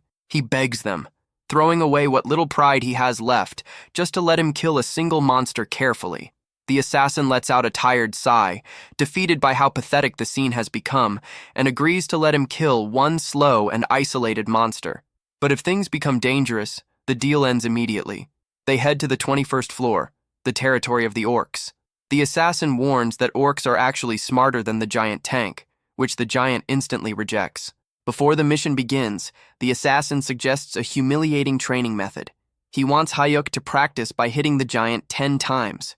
The giant happily agrees to be used as a target, promising that it will not hurt at all. Hyuk refuses to take part in something that degrading and threatens to run in alone if they keep mocking him. The assassin gives up, and they begin the mission. Kill 400 orcs in 4 hours. The summons rush ahead and tear through the orcs so quickly that Hyuk realizes the stage will be over before he even gets the chance to draw his weapon properly. Just as panic starts rising over how useless he is about to look, the assassin generously leaves one confused orc alive for him. Hyuk activates Shadow Step and leaps into the air while the orc stares upward in confusion, then brings down Lightning Soil Chaser. It is only a simple downward strike, but the moment it lands, he realizes that despite the ridiculous name, the skill is no joke at all. Hyuk brings his mace down onto the orc's head with a deeply satisfying hit, watches the creature collapse, and feels like a god of war. He starts to think that this whole hero business might actually be too easy, but before he can even finish celebrating internally, the giant meat shield drags him back to reality by casually crushing another orc underfoot and flattening it like a pancake. Hyuk turns toward his summons with a betrayed expression, reminding them that they had specifically agreed to let him at least secure one solo kill. The system has no interest in his complaints, though, and immediately floods him with rewards for clearing the 21st floor, including mana stones, healing potions, and yet another S++ platinum badge. Over the next few days, our hero settles into a smooth routine of rapid monster cleanup. He moves through the 22nd and 23rd floors with the same perfect rating, and by the time they reach the volcanic zone on the 24th floor, he hardly even sweats. Despite the heat, the team remains unstoppable, clearing one floor a day with the efficiency of a machine that never slows down. As he gets ready for the 25th floor, Hyuk realizes that taking down only one orc at a time is starting to feel a little dull, but he knows he still has to build trust with his overly protective summons for now. While preparing in his apartment, our hero decides that it is finally time to act like a generous employer. Realizing he has not given the two of them anything since they joined him, he pulls out a high-grade rune he had collected earlier. The red-haired assassin emerges from the shadows, immediately swearing loyalty and asking whether his master needs something. Hyuk hands over the rune, which turns out to be a grade-up item capable of raising a summons tier. The assassin is so overwhelmed that he actually bites the rune to make sure it is real, his eyes nearly turning into hearts as he realizes he can finally rise to SSR rank. He is close to tears, promising that once he becomes stronger, he will protect his master even better with his new form. Instead of upgrading on the spot, the assassin decides to wait until later that night, so he does not rush the process and end up with some broken new body. To celebrate, he chooses to stay nearby and watch television with Hyuk, though he is already starting to wonder how one show can possibly rerun that many times. As they change channels, Hyuk's heart nearly stops when he sees his mother on the news. She is standing outside with a protest sign in her hands, looking like a one-woman army fighting unfair dismissal and company abuse. It turns out she had been fired from her job as a water purifier manager because she refused to apologize for a customer's unreasonable demands, and she has spent 10 straight days protesting alone while company executives mocked her from their windows. Just as the news shows her reaching the edge of her patience, a polished lawyer from one of Korea's top law firms approaches her. He claims to be involved in a support project for socially disadvantaged people and offers to take her case for free, even promising to deal with the media side of it as well. His mother is suspicious at first, but she chooses to commit fully to the fight for justice. Back at the apartment, Hyuk is drowning in guilt, wondering what the point of having two sons is if their mother still has to suffer alone out on the street. The red-haired assassin immediately pulls out 2 knives and offers to pay the company executives a very violent visit, but Hyuk manages to stop him from turning it into a massacre at the last moment. Our hero starts calculating how many mana stones he would need to sell to cover any hidden legal costs. But then his father calls with even stranger good news. Not only is the lawyer free, but the best hospital in the country has suddenly chosen his father for a fully funded hip surgery and rehabilitation program. Before Hyuk can even process this sudden wave of good fortune in the family, he calls his younger brother, who reveals that he has just received a huge national scholarship from the Awakened Management Department. Hyuk quickly realizes that this is not just random kindness from the universe. Luck on this level has the government written all over it. He arranges a quiet meeting with the agency's team leader, and over a meal, he goes straight to the point and asks why they are interfering in his family's lives. The team leader does not even bother pretending otherwise, explaining that if Hyuk has problems at home, it affects how he performs inside the tower. He claims this level of support is normal for elite players, but before Hyuk can push back, the man drops a new contract onto the table. It is an ultra-elite special management agreement, and as the team leader grins and suggests they sign it on the spot, Hyuk starts sweating hard. His heart is slamming inside his chest, trying to break free as he faces the captain. The man is so excited that he looks like he might shake straight through the floor, insisting that Hyuk sign the elite team contract immediately. The professional coward realizes the captain came fully prepared to trap him, but he still tries to stay calm by claiming that he lacks both confidence and talent. The captain rises with the weight of someone delivering a final judgment, questioning whether Hyuk is really trying to act modest after setting records no one has ever touched before. Hyuk has absolutely no answer for that. He knows that pretending to be humble after clearing 24 floors with SSS-level ranks only makes him look like a complete fraud. The captain is practically pleading at this point, bringing up the recent incident involving that bastard Choi. He insists that Hyuk deserves full VIP treatment and the protection that comes with elite status. Hyuk tells him to sit down while he thinks it over. For him, the biggest problem is the mandatory video recording required under elite contracts, because he has no desire to see his homicidal summons turned into online celebrities. The captain has already prepared for that concern, promising that the recordings and security arrangements can be adjusted however Hyuk wants. He offers a high-security residence and even personal guards for Hyuk's family. Just as Hyuk's resistance starts crumbling like an old cookie, The captain drops the final bribe. 2 free houses, one for his family and one for himself. Hyuk's brain nearly shuts down at the thought of free property, but he still manages to ask for a little more time so he can get advice before signing away his future. The next morning, the assassin appears looking like he swallowed a glowing purple light. He has officially advanced from SR to SSR rank, and his new aura is so bright that Hyuk's eyes can barely handle it. Hyuk tells him to tone it down before they talk about the contract offer. The assassin is unexpectedly supportive, pointing out that Hyuk is basically a national treasure walking around in human form and deserves to be treated that way. Still, he has one condition that cannot be ignored. He warns Hyuk to demand full authority over when they enter and clear floors. He refuses to let greedy management filth drag them into danger before they are ready. The assassin explains that if Hyuk simply stays alive and keeps using his random summons, he will eventually be able to call beings that go beyond ordinary human limits.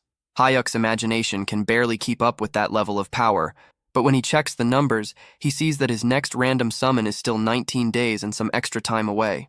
After that strategy talk, Hyuk brings out the giant meat shield. The system confirms that both barbarian tanks are now present, but the poor giant immediately starts sweating. The assassin is in full bully mode, showing off his extra 2S ranks like a kid flaunting a brand new toy. The difference between them has become so massive that the giant is actually stumbling over himself in fear, unable to even look directly at the glowing purple assassin. Hyuk feels a bit sorry for his giant tank and decides that the next upgrade will definitely go to him. They head into the 25th floor, where the mission is to wipe out 100 orcs in 10 hours. As the wave of green monsters rushes toward them, Hyuk wonders whether he can secretly steal a few kills for himself. The assassin tells the giant meat shield to move first and draw the enemy's attention, and the barbarian launches himself into the air like a massive hairy cannonball. He crashes into the ground and sends orcs flying in every direction like scattered pins. Then the assassin decides to show off the speed of his new SSR rank. He moves so quickly that it feels as if a fighter jet has shattered the sound barrier right beside Hyuk's ear. He unleashes a huge blade explosion that turns the nearby orcs into a brutal burst of fire and steel. When a few surviving orcs try to slip in behind the assassin, they realize too late that they have only struck a clone. The real assassin appears behind them with a decisive ambush skill, ending them in a single clean motion. The remaining orcs stare at him with faces that make it clear they would rather be anywhere else. The assassin only wonders why they look so miserable when the real fun has barely begun, then draws his poison daggers for another round. Hyuk realizes that if he does not act quickly, his own summons are going to leave him with nothing to gain. Even though the assassin wants him to stay safe and do nothing but survive, Hyuk grips his mace and decides he needs to become strong enough that his team will finally stop treating him like dead weight. He decides he cannot stay a burden forever. He rushes an orc, cleanly evades its attack, and drives a hard kick into its back. Drawing on his rising confidence, he unleashes the first form of his primordial thunderstaff. The strike smashes into the orc's head and leaves the monster dead with purple energy bursting from the blow. As more enemies rush in, Hyuk uses Shadow Step to move through the chaos, dodging and attacking with surprising skill. Then the system suddenly delivers incredible news. He has unlocked the second form, Scatter Falling Thunder. Overjoyed, he tests it immediately. The staff releases a blast of lightning that splits into 5 branches, wiping out a whole group of orcs in a bright area attack. The assassin watches the display with eyes so wide they look ready to fall out. He rushes over with tears in his eyes, shouting that unlocking a new skill is no excuse to ignore their strict 1 kill per floor safety agreement.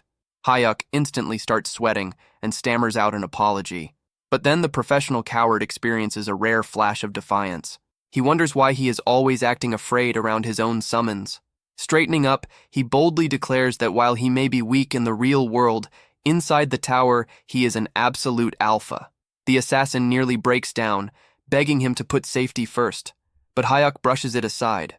Drunk on his own confidence, he declares that he wants the orc chieftain to appear right now so he can crush its skull himself. Then he turns around and finds the orc chieftain already standing right behind him, looking like a furious wall of muscle.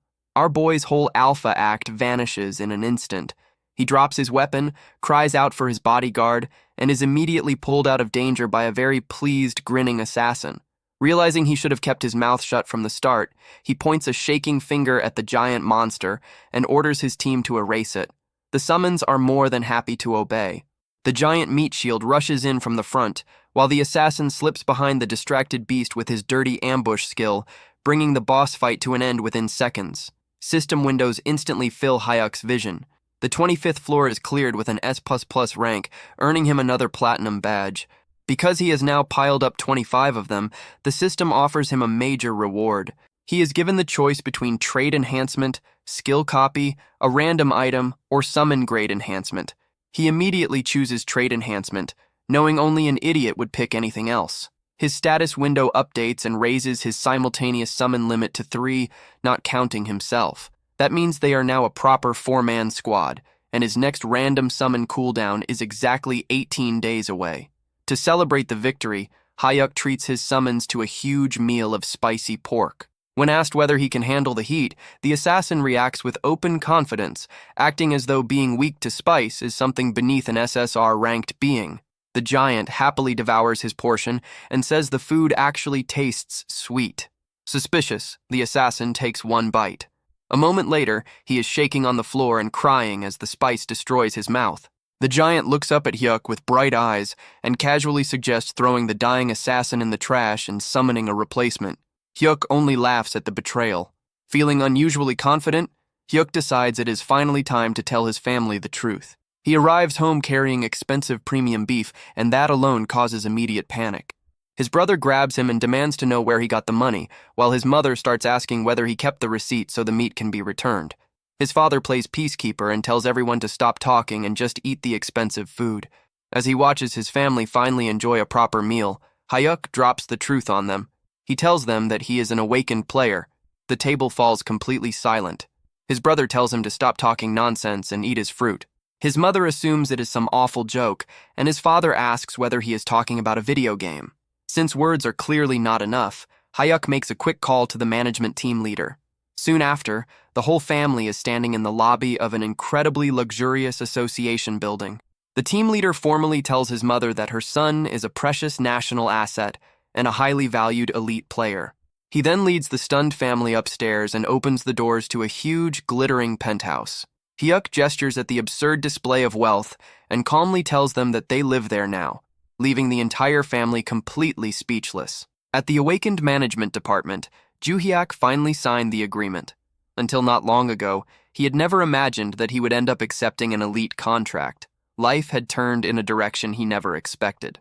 Team leader Gwang-hail apologized, saying that they could only offer an annual salary of 2 billion won because the starting pay for elite players was regulated. He added that someone like Player Ban should honestly be receiving far more. Joo-hyuk thought to himself that even 2 billion more now sounded strangely normal. His sense of reality was starting to dull. Then he explained that it had been his own decision. He simply was not comfortable with it becoming publicly known that he was the S++ rank record holder. If that happened, his private information would be exposed as well. If his face spread across television, social media, and every other major outlet, it would become difficult even for his family to go outside. Just imagining that was awful. That was why he had not even told his family that he was the S++ rank record holder. Gwang-hail nodded and then asked whether his family liked the house. If anything was missing, he said they should speak freely. Joo-hyuk replied that it was already more than enough. As he checked the message his brother had sent earlier, it said that he had seen their mother cry for the first time. She said she had never lived in a house like that before. It seemed she truly loved it. The message went on, saying that his own room was unbelievable too, with a laptop, a full gaming setup, and everything else. The television was so large it looked like a movie screen. He had thought he might actually faint. Then the message shifted into affection, but Joo-hyuk stopped reading there. He wondered whether life could really get any better than that, then immediately thought that such a wish might be greedy. Gwang-hail then showed Joo-hyuk the office residence where he would be staying and explained that everything had already been prepared. It had been fully furnished, with appliances and furniture included, so he could move in at once. He asked if Joo-hyuk was truly fine with a 2-bedroom unit, adding that they could provide something larger. Joo-hyuk liked it, and to him, it already felt like a penthouse. Meanwhile, in the largest penthouse in Korea located in Seoul, a residence owned by a rank 1 player, 2 women were peacefully enjoying the view from the pool. Then a man rose up from the water and broke the calm, asking how long they planned to keep swimming so boringly and whether they should not go out and have some fun instead.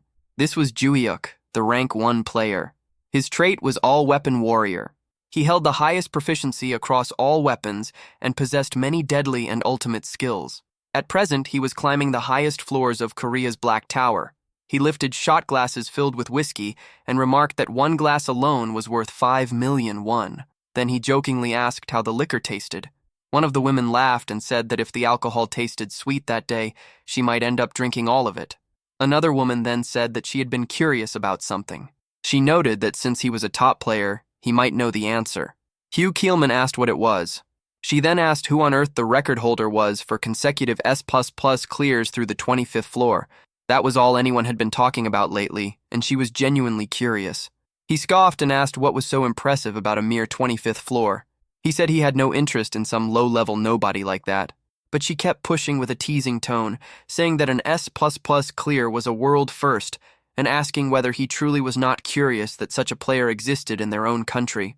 Another woman tried to stop her, but before she could say more, he suddenly poured whiskey over her head. He coldly told her to keep talking. Then he warned the woman to listen carefully. He asked what she thought would happen if he stopped clearing the 66th floor right now.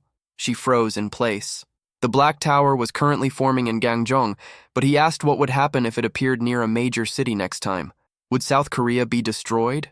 She shook so badly that tears were almost ready to fall. She apologized, but he showed no mercy. He continued saying that the tower was collapsing because of people like her, with shallow faces and empty words. Then they left. Standing by the window in his room, he muttered that he felt terrible. Seriously. These player-obsessed women kept talking about S++, so he had even started surrounding himself with civilians. But no matter where he went, nothing changed. He clenched his jaw. China had contacted him again that month, just like the month before. They offered 180 billion won a year, a mansion, caretakers, a private jet, and treatment equal to that of a national leader. And Japan? 200 billion won annually, a luxury mansion, and 10 personal maids willing to fulfill whatever he wanted. Yet he had stayed in Korea, clearing the 66th floor, facing the dead for months. And this was the thanks he received? People fixated on some bastard who had only cleared the 25th floor? Ungrateful trash. He wondered whether he should just change nationality somewhere else. The 66th floor was not a joke. The 60th floor marked the start of the undead zone. On the 66th floor, specter masters appeared, ghost-like beings so horrifying that simply looking at them made the body shake. Physical attacks did nothing. Only elemental attacks had any effect. Treating them like the ordinary undead from fiction was a fatal mistake. Only those who had personally experienced that suffocating demonic energy could understand. After a single attempt, 3 full days of rest were needed just to recover from the mental damage. Even with accessories, elixirs, and light element weapons earned from tower rewards, staying alive was barely possible. Clearing the 66th floor would not be possible again for a while. He let out a slow breath, changing nationality. He should not just think about it. He should move forward with it. If he suddenly switched countries, it would throw everything into chaos, right? The deadline was getting closer. The collapse threshold of the 66th floor had already passed the halfway point. In about 3 months, the countdown would begin. The only hope would be him, Hugh Keelman, the top player. But by then, he would not even be in Korea. Those fools could regret it. They could despair. Ungrateful bastards. Back to Juhyuk, he ordered 10 fried chickens to celebrate the new house. He apologized to the delivery worker for ordering too much. Living in a player residential complex was unbelievably convenient. Staff handled everything, from management to small errands. Laundry pickup and delivery were effortless, and cleaners were available whenever needed. The building had everything. Restaurants serving 3 meals a day, cafes, gyms, dry cleaners, karaoke rooms, and even a swimming pool. He thought he should have moved there much earlier. Satisfied, he carried the food inside to share with the others. They had just finished the 26th floor mission, eliminating 20 swamp trolls. The swamp made the stage notoriously difficult, but thanks to his shadow skill, everything had gone smoothly. He had even taken one down himself. He stepped into the room and called out, asking what they were all watching so seriously now that the chicken had arrived. On the 100-inch television, a girl group was performing. Even Meatball could not look away. Juhyuk recognized it at once. A girl group on a 100-inch TV was dazzling enough to overwhelm anyone. Soon, they started eating. John asked whether they should head straight to the 27th floor the next day. Juhyuk agreed. Since they had already started, They might as well push all the way to the 29th floor. John then asked why the 29th. Joo-hyuk explained that they would repeat clears for 10 days. Then, once the random summon cooldown ended, he planned to challenge the 30th floor with a full party of 4. That made John wonder if they were recruiting a new member. He admitted he was looking forward to it, but then hesitation crept in. If an SSR rank summon or something even higher appeared, his place as the right-hand man might be in danger. Even so, for the summoner's safety, that outcome would probably be better. He could not make up his mind. Meanwhile, John Hyuk grinned. Even Meatball started cheering. A new member, more fighting. Team leader Gwang-il then returned. He brought the item that had been requested for player Joo-hyuk, Volcano Orc leather armor. It held heat from flame aura and blocked cold and freezing air. Joo-hyuk thanked him. Gwang-il answered that it was nothing. Supporting elite players was part of their job. Joo-hyuk said he would use it well and return it later. Gwang-il wished him luck on the 27th floor. Then they entered Black Tower, Korea, floor 27. It was famous for its brutal cold. But for Joo-hyuk, it actually felt warm because of his equipment. He asked Meatball whether he was cold. The giant answered that a warrior did not feel cold. Meanwhile, John was visibly freezing. He was nearly frozen halfway through standing there. Joo-hyuk asked whether he should lend him his hood. John replied that he was fine. He said he could suppress the cold with magic. Joo-hyuk let out a sigh. If only he had brains, Meatball would have been a true SSR. John then said that it got better when he moved, and that they should start hunting immediately. He rushed forward. Joo-hyuk muttered that he had thought Mr. Kozak had gone wild because of the cold, but to him it felt like sitting under a heated blanket. Honestly, even moving felt bothersome. Still, he figured he should at least catch one. He moved ahead with Meatball. But within seconds, a notification appeared telling him that he had successfully cleared floor 27. Joo-hyuk blinked in disbelief. Already? John answered in a shivering voice that he had cleared it for his summoner. In truth, he had mostly done it for himself. Then another notification appeared. An item had dropped. It was the tower-exclusive Roland Kingdom Paladin Captain's Holy Sword. It was a two-handed sword, but it was badly worn down. When Joo-hyuk picked it up, it felt extremely heavy. He could not tell what made it better than his current mace. He decided he would store it for now and throw it away later. Tower-exclusive Roland Kingdom Paladin Captain's Holy Sword. Its effects were increased attack power, sacred fire, spirit stability, and higher critical rate when fighting undead. Its limitation was that those effects applied only to undead enemies. Its durability was extremely low, meaning it needed repair after use. Its special feature was a faint radiance that infused both the wielder's body and sword.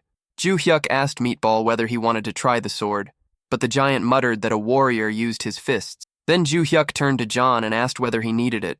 John answered casually that the gear he used was wyvern leather armor and dwarven daggers. He only dealt in top-tier equipment. Both of them were stubborn in their own way. Joo-hyuk thought to himself that selling it really might be the only option. He wondered whether he should go back to the player shop. The sword was so old that he had no idea whether it would even sell. Still, before getting rid of it, he decided he should test it once. John told him to go ahead and wished him luck. Joo-hyuk swung the sword twice, and after just those 2 swings, all his stamina was gone. John nodded and praised him, saying it was impressive, exactly as expected of Summoner Ban. But Joo-hyuk answered that he could not even lift it properly, so the praise made no sense. This man truly had no idea when to stop.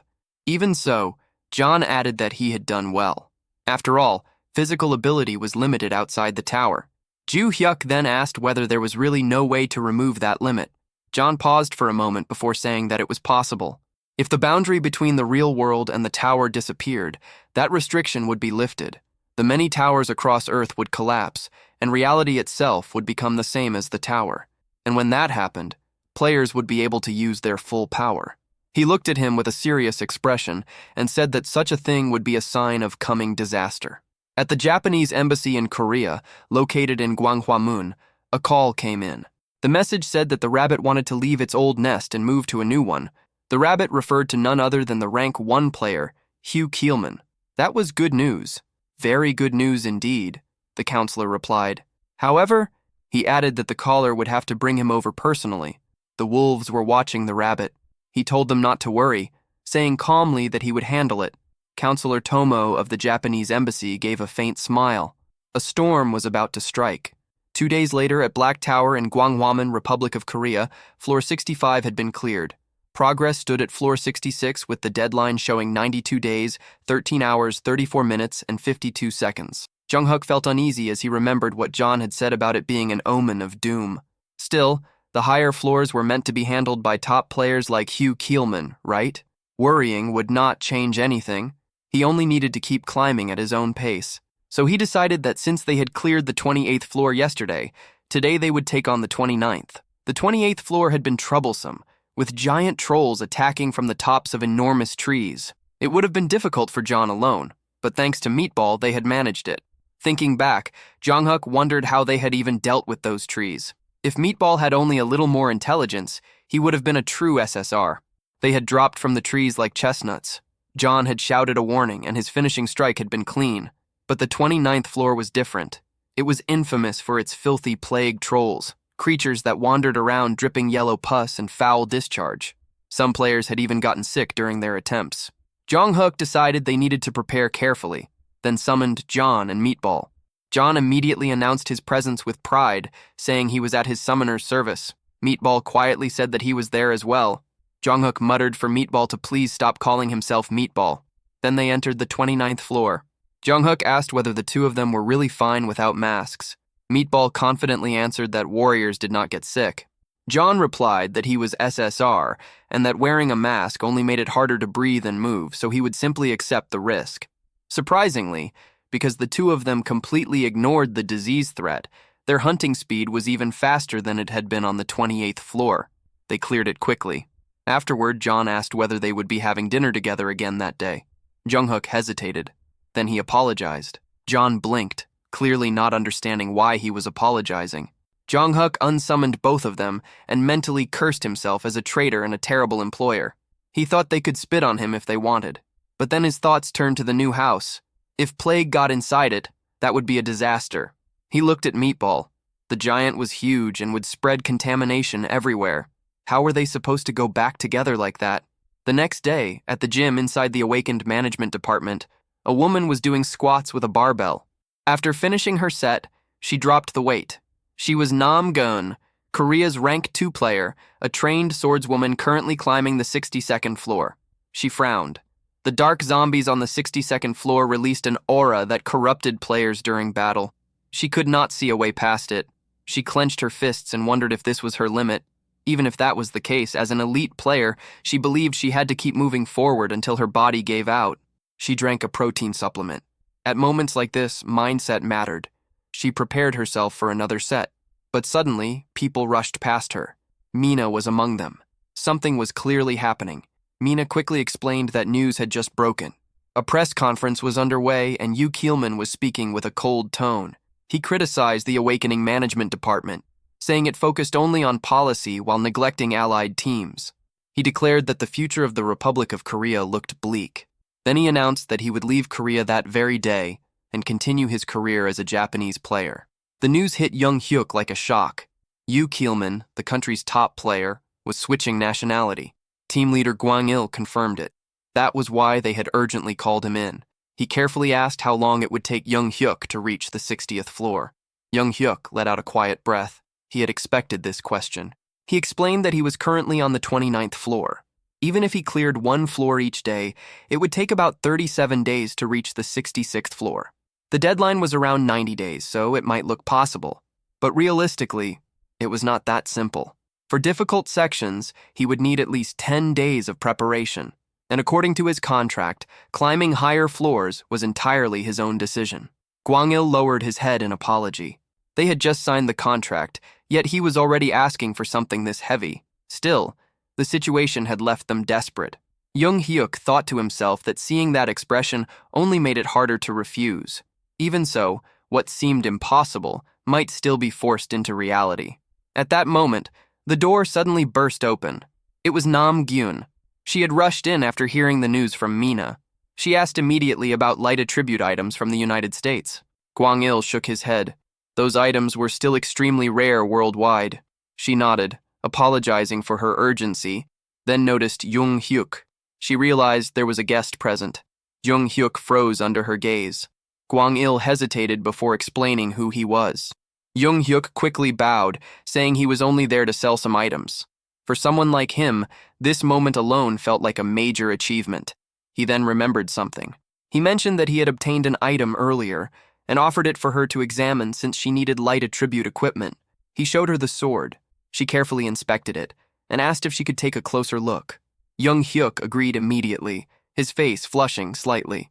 She examined the weapon and read its effects.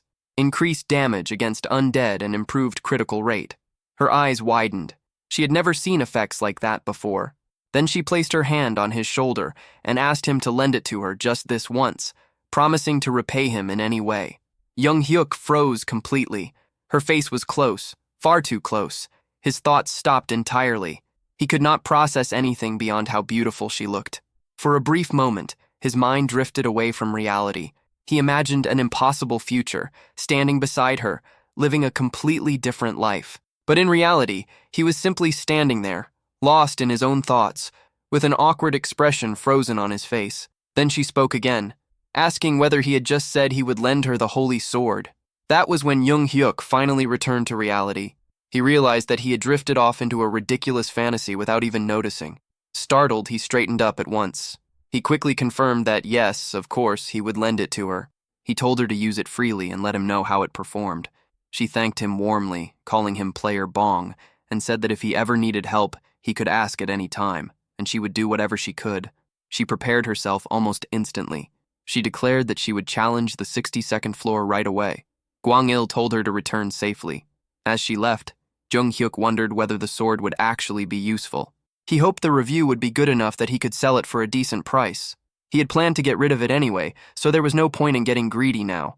Still, he could not help wondering how much a holy sword like that might be worth. She entered the 62nd floor. The failure conditions were death or abandoning the mission. The moment she stepped inside, she frowned. The undead appeared immediately. Her whole body tensed. No matter how many times she faced this kind of enemy, she could never grow used to it. The crushing pressure and the suffocating energy that made her want to run away were still just as awful as ever. She activated the holy sword. A faint white glow appeared. The blade looked badly worn, and the light it gave off was dim. It felt weaker than expected. The other light attribute items she had used before had shown much brighter. She questioned whether this would really be enough. Then, the undead rushed her. She realized she had no choice but to confront it head-on. To face the enemy without retreating, that was a player's fate. She charged forward. Their attacks collided. The undead's claws were wrapped in dark energy, and that power came crashing toward her. Her body immediately felt heavy. At first, it seemed as though nothing had changed. She thought the sword was useless. Then suddenly, a system notification appeared. Holy Sword Effect, Steadfast Mind activated. A hidden effect had triggered. The dark aura that had entered her body was reflected and completely nullified. She froze for a moment in disbelief. Then she swung again. This time, one strike landed as critical damage against the dark zombie. Her eyes widened as she realized that the dark aura was being erased. If that continued, then the fight had already turned. She pressed the attack. Slash after slash followed. Within seconds, the dark zombie fell. It felt absurdly easy. And from there, she began tearing through the floor without stopping. Meanwhile, team leader Gwanyul checked the time. It had been 2 hours since she entered the 62nd floor. Whenever player Namgun failed, she usually returned by then. He wondered how it would go this time. Then she appeared. Juhyuk's eyes sharpened. She was back. Gwanyul welcomed her back and praised her effort. She told him to wait a moment while she took a healing potion and removed her armor. Juhyuk immediately thought that there was no way she could have already cleared it, so he assumed she must have abandoned the mission. Maybe even with the holy sword, it had still been impossible. He nervously asked how it had gone and said he was glad she returned safely. He asked whether the holy sword had at least been somewhat useful, and added that if it had not been good, she could be honest about it. She gave no answer at all. Instead, she walked straight toward him and wrapped him in a tight hug. And in that instant, something inside Juhyuk's lifelong, painfully untouched existence cracked apart completely. His brain stopped working. He could barely process what was happening. To him, she suddenly felt far too aggressive, far too close, and far too dangerous for his sanity. And just like that, his mind slipped straight back into full delusion mode. Now his mind had already gone even further. imagining the two of them attending their child's elementary school orientation together. She thanked him with complete sincerity, saying that without the holy sword he had lent her, she would have definitely failed. Meanwhile, Juhyuk was still trapped in his own thoughts, mentally watching their imaginary children grow up. Then she turned toward team leader Gwanyil. She reported that the 62nd floor clear had been a success. With more testing, she could confirm it fully, but if things continued going well, she believed that even the 66th floor might become possible with that sword. Team leader Gwanyil burst with joy. If that was true, then everything had changed. In his mind, he realized that if this sword had ended up in Yu Keelman's hands instead, it would have been a disaster. That man would have kept all of its value to himself. Then Gwanyil glanced at Juhyuk and thought that the more he learned about him, the more interesting he became. Gyun suddenly stepped back, apologizing because she had gotten carried away. That was when Juhyuk finally came back to his senses. It felt as if he had lived an entire lifetime inside that delusion. She explained that she had used the sword well, but the blade had been damaged in several places. Juhyuk thought that it had already been in rough condition from the start.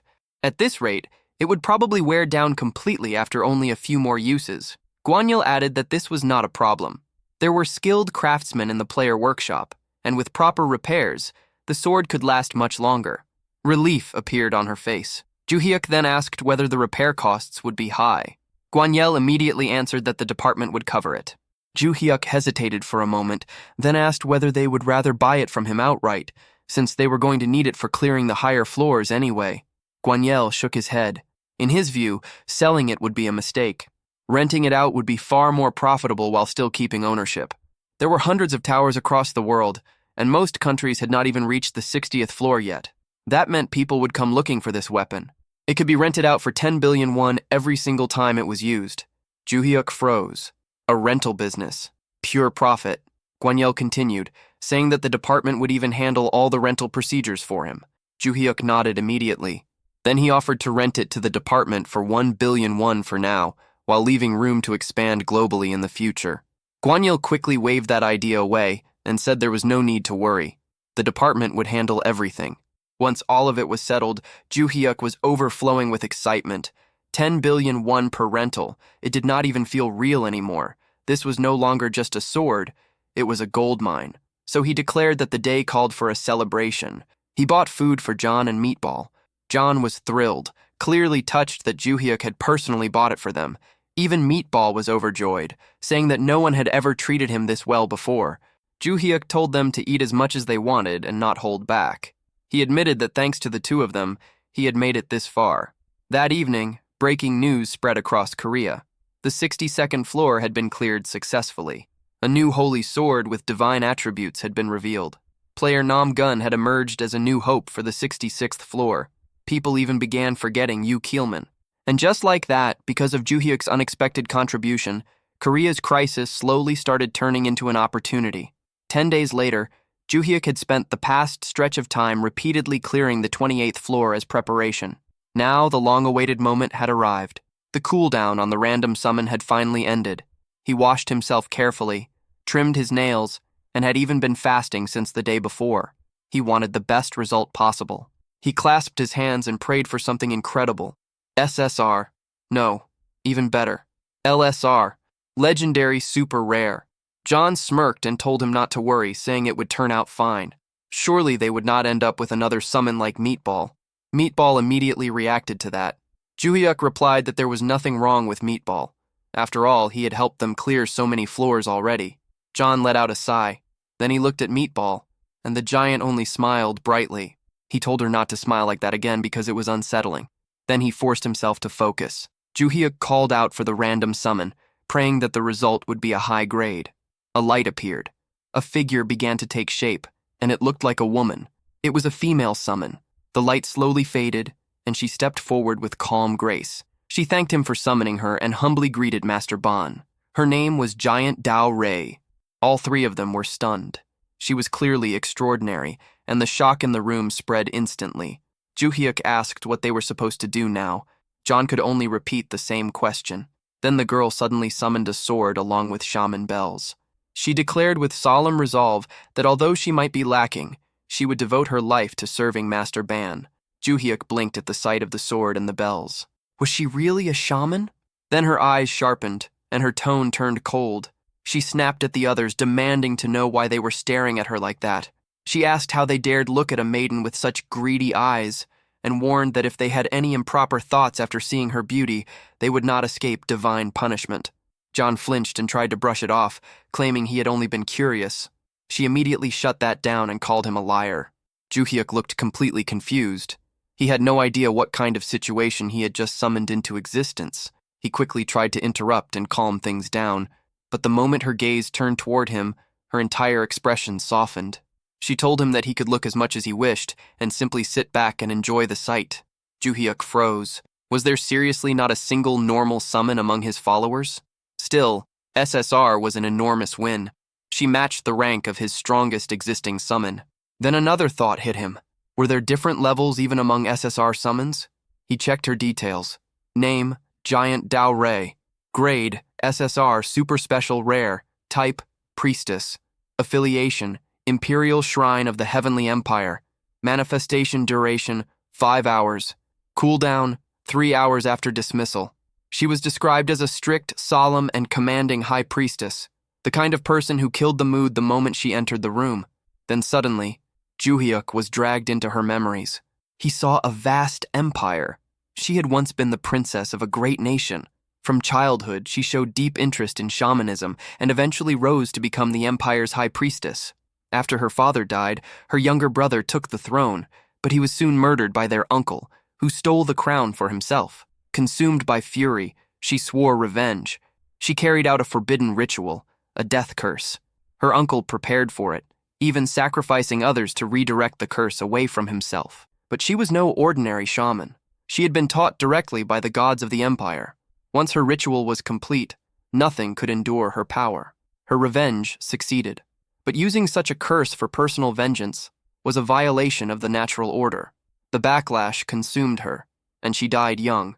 Joo-hyuk returned to himself and immediately understood more. That explained her nature, her severity, and the force in her personality. It all fit. He then asked her a careful question. She answered that she was honored and told him not to hesitate.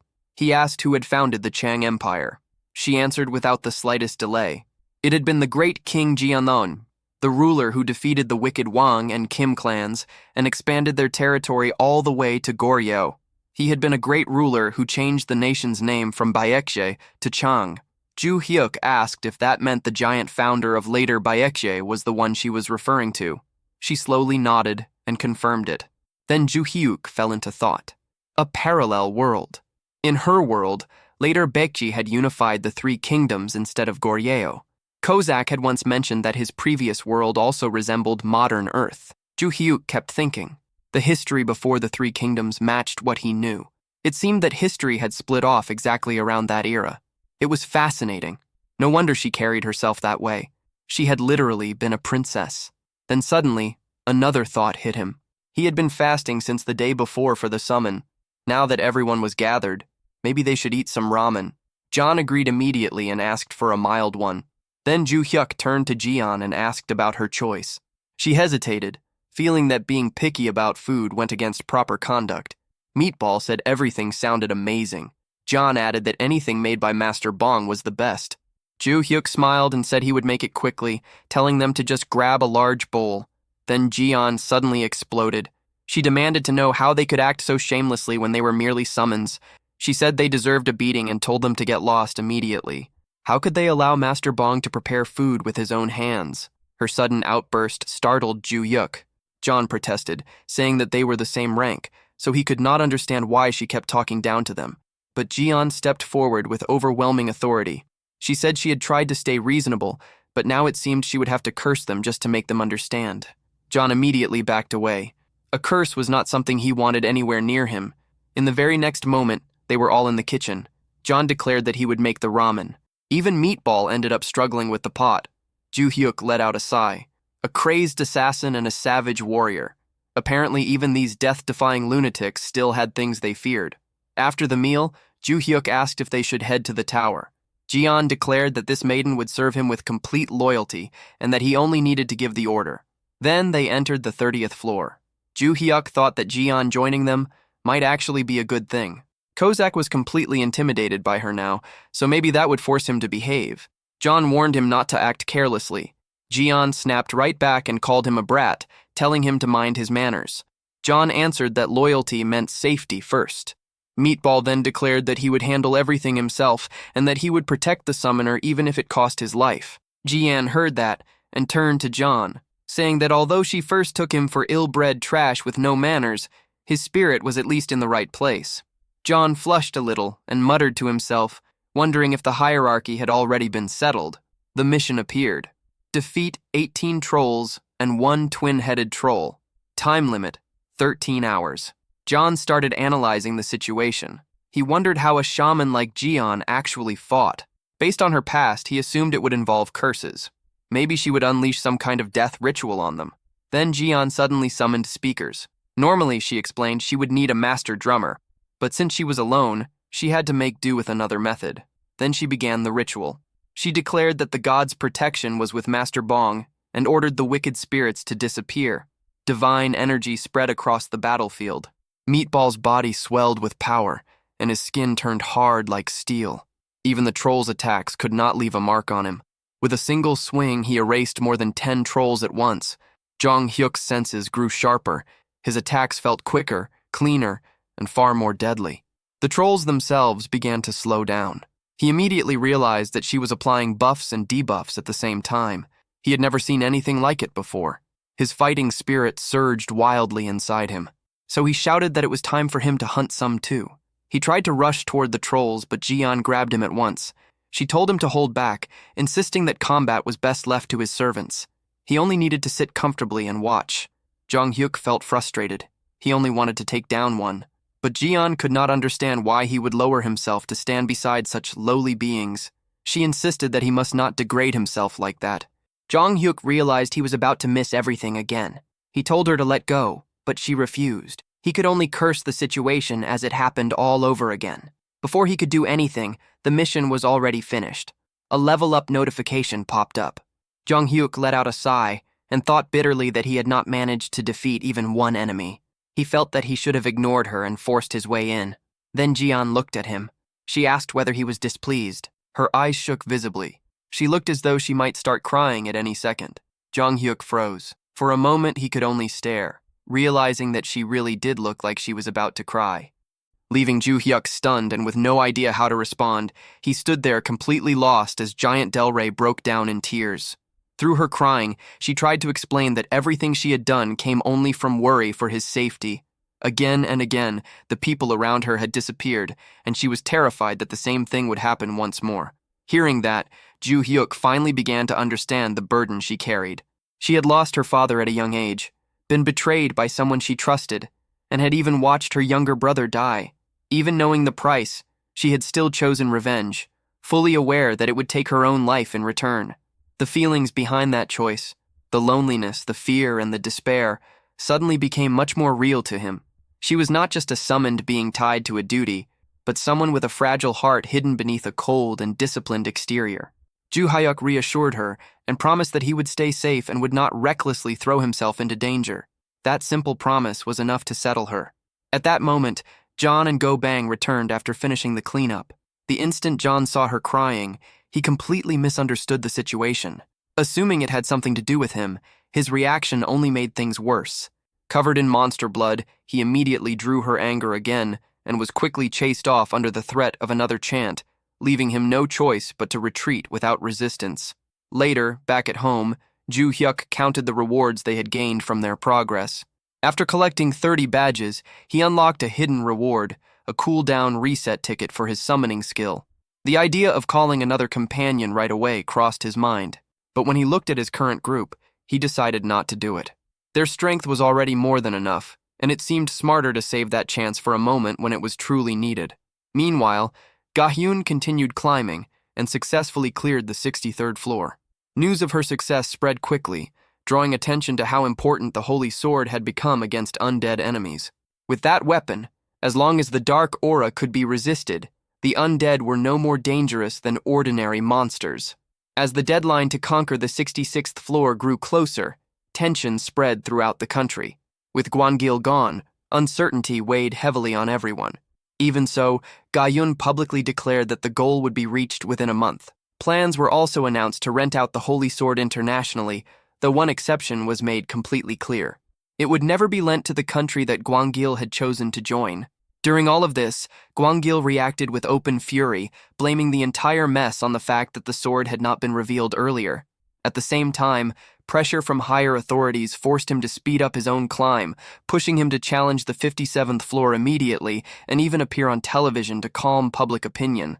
His frustration only deepened, and he became set on finding the owner of the Holy Sword and making that person pay. As the news spread across the internet, speculation over the sword's owner exploded. Seeing all the praise aimed at that unknown figure, Ju Hyuk could not help feeling a quiet sense of pride. Behind him, the others could only watch in silence. Not long after, a delivery arrived. It was the high-end ice cream Ju Hyuk had impulsively ordered. Deciding to treat everyone, he handed it out. As usual, he took the first bite himself, a small habit that had formed ever since Giant Del Rey joined them.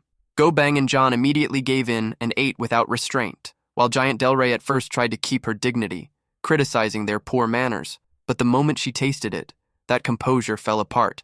The sweetness caught her completely off guard, and even she could not hide the reaction. She tried to recover her pride afterward, but it was obvious that she had been affected just as much as the others. Once they finished, she thanked Ju Hyuk and then brought up a request. Before her summoning time ended, she wanted to perform a ritual to draw good fortune toward him and drive away misfortune. When asked whether there was anything troubling him, John immediately brought up Gwangil and retold everything that had happened. The moment Giant Del Rey heard the story, anger rose inside her. She declared that such a person should not go without punishment and asked for an item that had once belonged to him. Ju Hyuk refused at first, worried about what might happen if she used another dangerous curse. But she explained that this would not be a death curse. It would be a karmic ritual, something that would only speed up the natural consequences of his own actions. She assured him that it would not harm her, and after hearing that, Ju Hyuk agreed. Soon afterward, John returned with an item Gwangil had once used. Using that object, Giant Del Rey began the ritual and called upon the balance of karma. When the process ended, an unseen force settled into place, leaving the result to fate. Depending on the weight of Gwangil's past actions, the outcome could range from small misfortune to something far more severe. Elsewhere, Gwangil appeared on television, now presented as Japan's sole hope for conquering the Black Tower. As Japan's symbol for that mission, Gwangil stepped onto the stage and was met at once with loud applause. During the broadcast, he carried himself with full confidence, explaining that although there was still time before the deadline, he had chosen to move early in order to reassure the public. With his strength, clearing the 57th floor seemed like nothing difficult at all, and he intended to prove it right there on the spot. Without hesitation, he entered the Black Tower. The mission was to hunt 15 flame wyverns within 14 hours, creatures that dominated the sky and preyed on ogres. He had cleared this floor many times before, so he knew its patterns well. Even so, as the fight began, a strange sense of unease started creeping over him. He began by targeting enemies that were isolated, the usual method for avoiding being surrounded. As an all-weapon user, he could adjust to any distance, so he opened the battle with long-range attacks. But something immediately felt wrong. The first arrow he released deflected in an unexpected direction, striking a different wyvern and drawing extra attention, though dealing with two at once was still within his ability. Even so, the battle did not unfold the way it should have. After bringing them down, he noticed something unusual. Not a single one of his attacks had triggered critical damage. He brushed it aside and moved forward. Then things got even worse. A sudden sneeze ruined his aim, sending an arrow straight into a cluster of wyverns. At once, 3 of them focused on him and launched a coordinated assault. Even stranger, all 3 released dragon breath at the same time, something rarely seen because of the burden it placed on them. Forced into a desperate corner, Gwangil brought out his strongest skills and barely survived the clash. After a brutal fight, he killed 2 of them, leaving 1 weakened wyvern behind. Thinking he had regained control of the situation, he moved in to finish it. That confidence vanished almost immediately. As he stepped back, he accidentally crushed a wyvern egg hidden on the ground, something that should never have been there in the first place. The cry of the hatchling rang across the battlefield and drew the attention of the nearby wyverns. The moment he understood the danger, Gwangil realized that staying any longer would get him killed. With no other choice left, he retreated and abandoned the challenge. Outside the tower, the timing could not have been worse. He reappeared right in the middle of a live stage performance. The audience was shocked, but he ignored everything around him and immediately drank a healing potion. Even with the crowd erupting around him, he showed no reaction and walked away in silence. News of his failure spread across the world at once. Public opinion turned vicious, and he quickly became a target of open ridicule. At the same time, Ju Hyuk continued climbing and cleared the 31st floor. But once again, he had failed to join the fight himself, and that left him deeply irritated. Meanwhile, Gayun kept advancing at an incredible pace, breaking record after record thanks to the power of the Holy Sword. Elsewhere, discussions about the sword had already begun in the United States. Since their own deadline was still secure, their attention shifted away from urgency and toward strategy.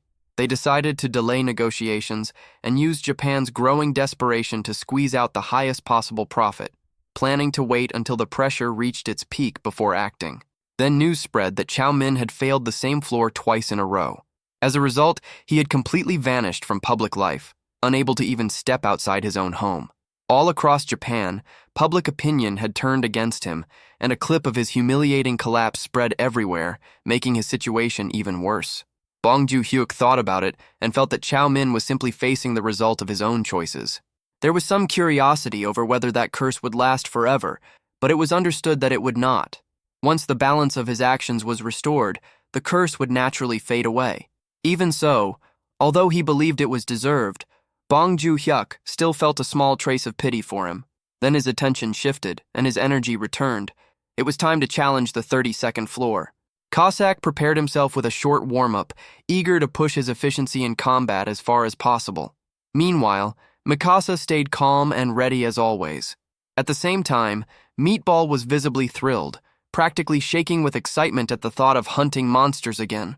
Before they headed out, Bong Ju-hyuk suddenly stopped and said that he had something important to discuss with Mikasa. To shape the mood, he revealed a stack of premium ice cream boxes. The moment Mikasa saw them, she nearly lost control of herself, her excitement rising at once. Bong Ju-hyuk recognized the brand immediately and knew it was one of the highest-tier ice creams available. Meatball reacted just as strongly, his eagerness becoming almost ridiculous to watch. Bong Ju-hyuk found Cossack's knowledge of the brand a little strange, but he let it pass and told both Cossack and Meatball to leave the room so he could speak with Mikasa alone.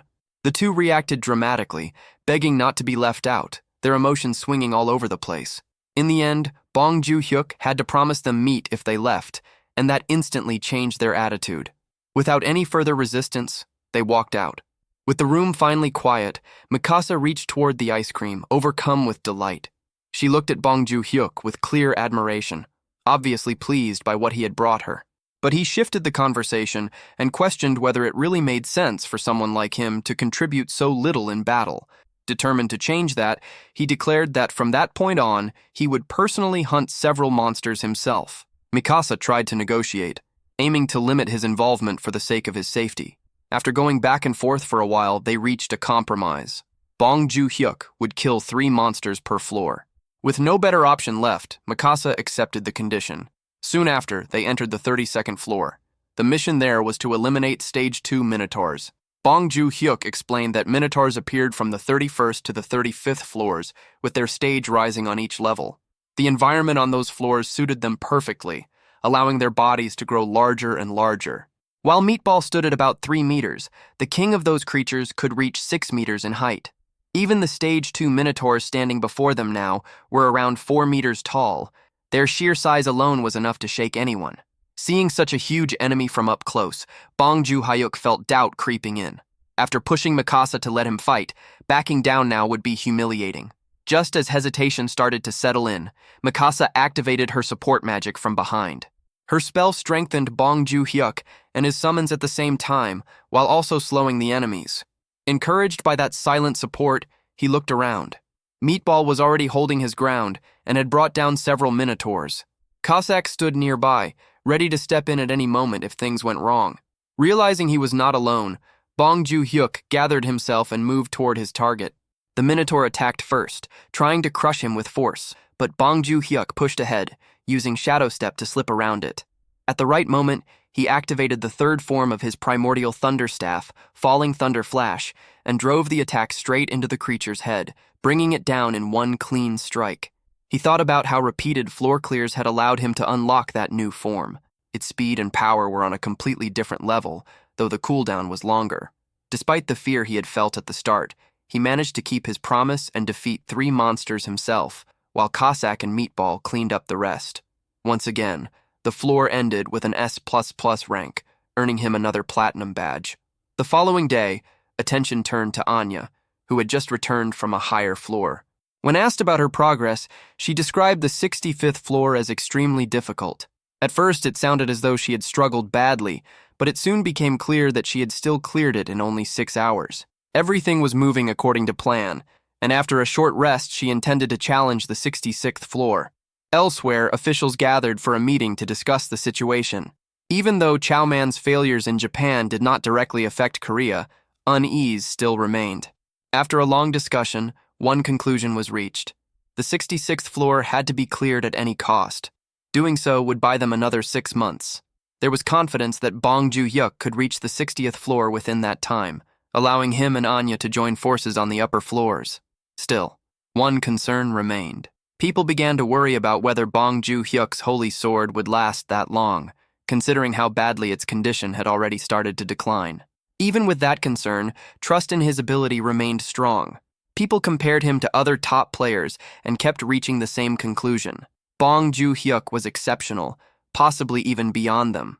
His streak of consecutive S++ clears had already broken all previous standards. Then, at that very moment, another update came out and pushed that record even further. He had now reached 33 consecutive S++ clears. That only strengthened the belief that he would become one of the nation's most important players. Later, Bong Joo-hyuk examined a perception-blocking talisman. Its effect allowed his summons to appear as harmless creatures in the eyes of others.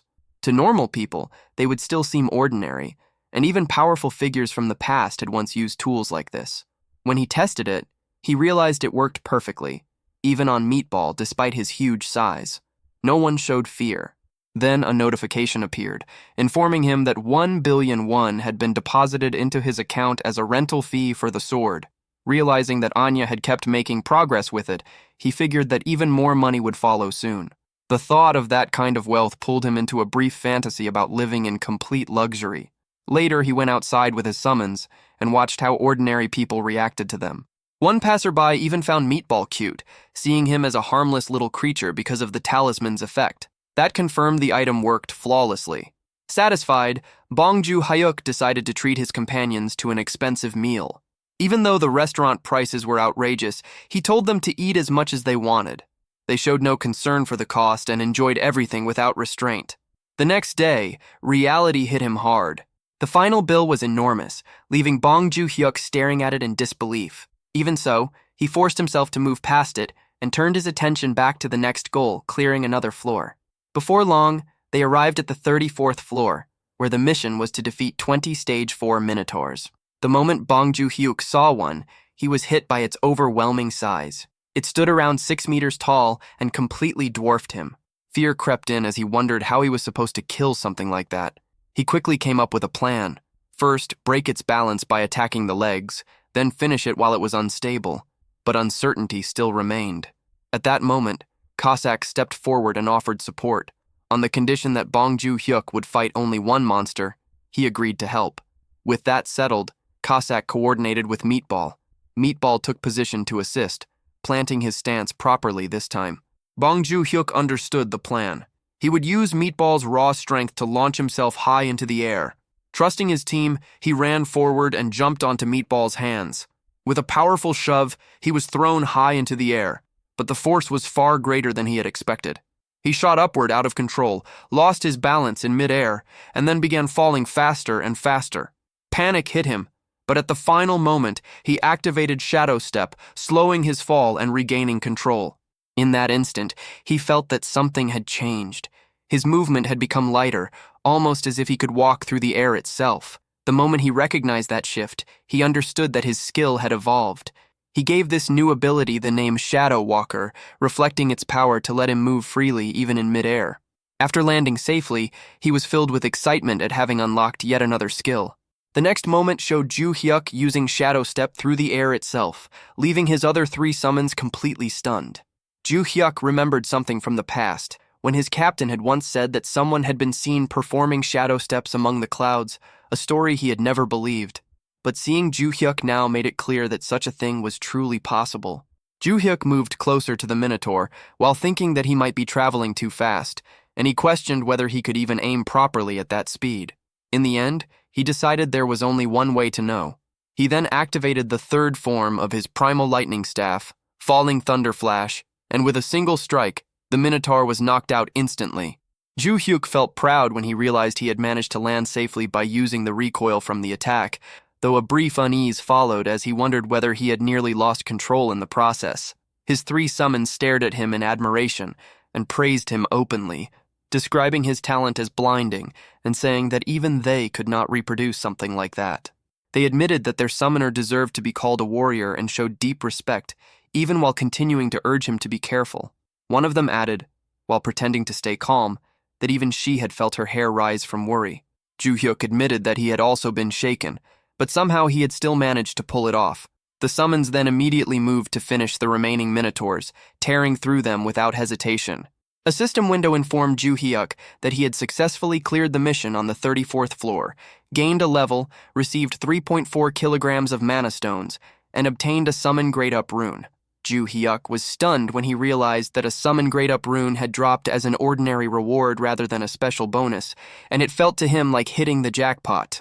Another system message confirmed an S++ clear rank for the 34th floor of the Black Tower in Korea, granted him a platinum badge, unlocked the 35th floor, and then removed him from the tower.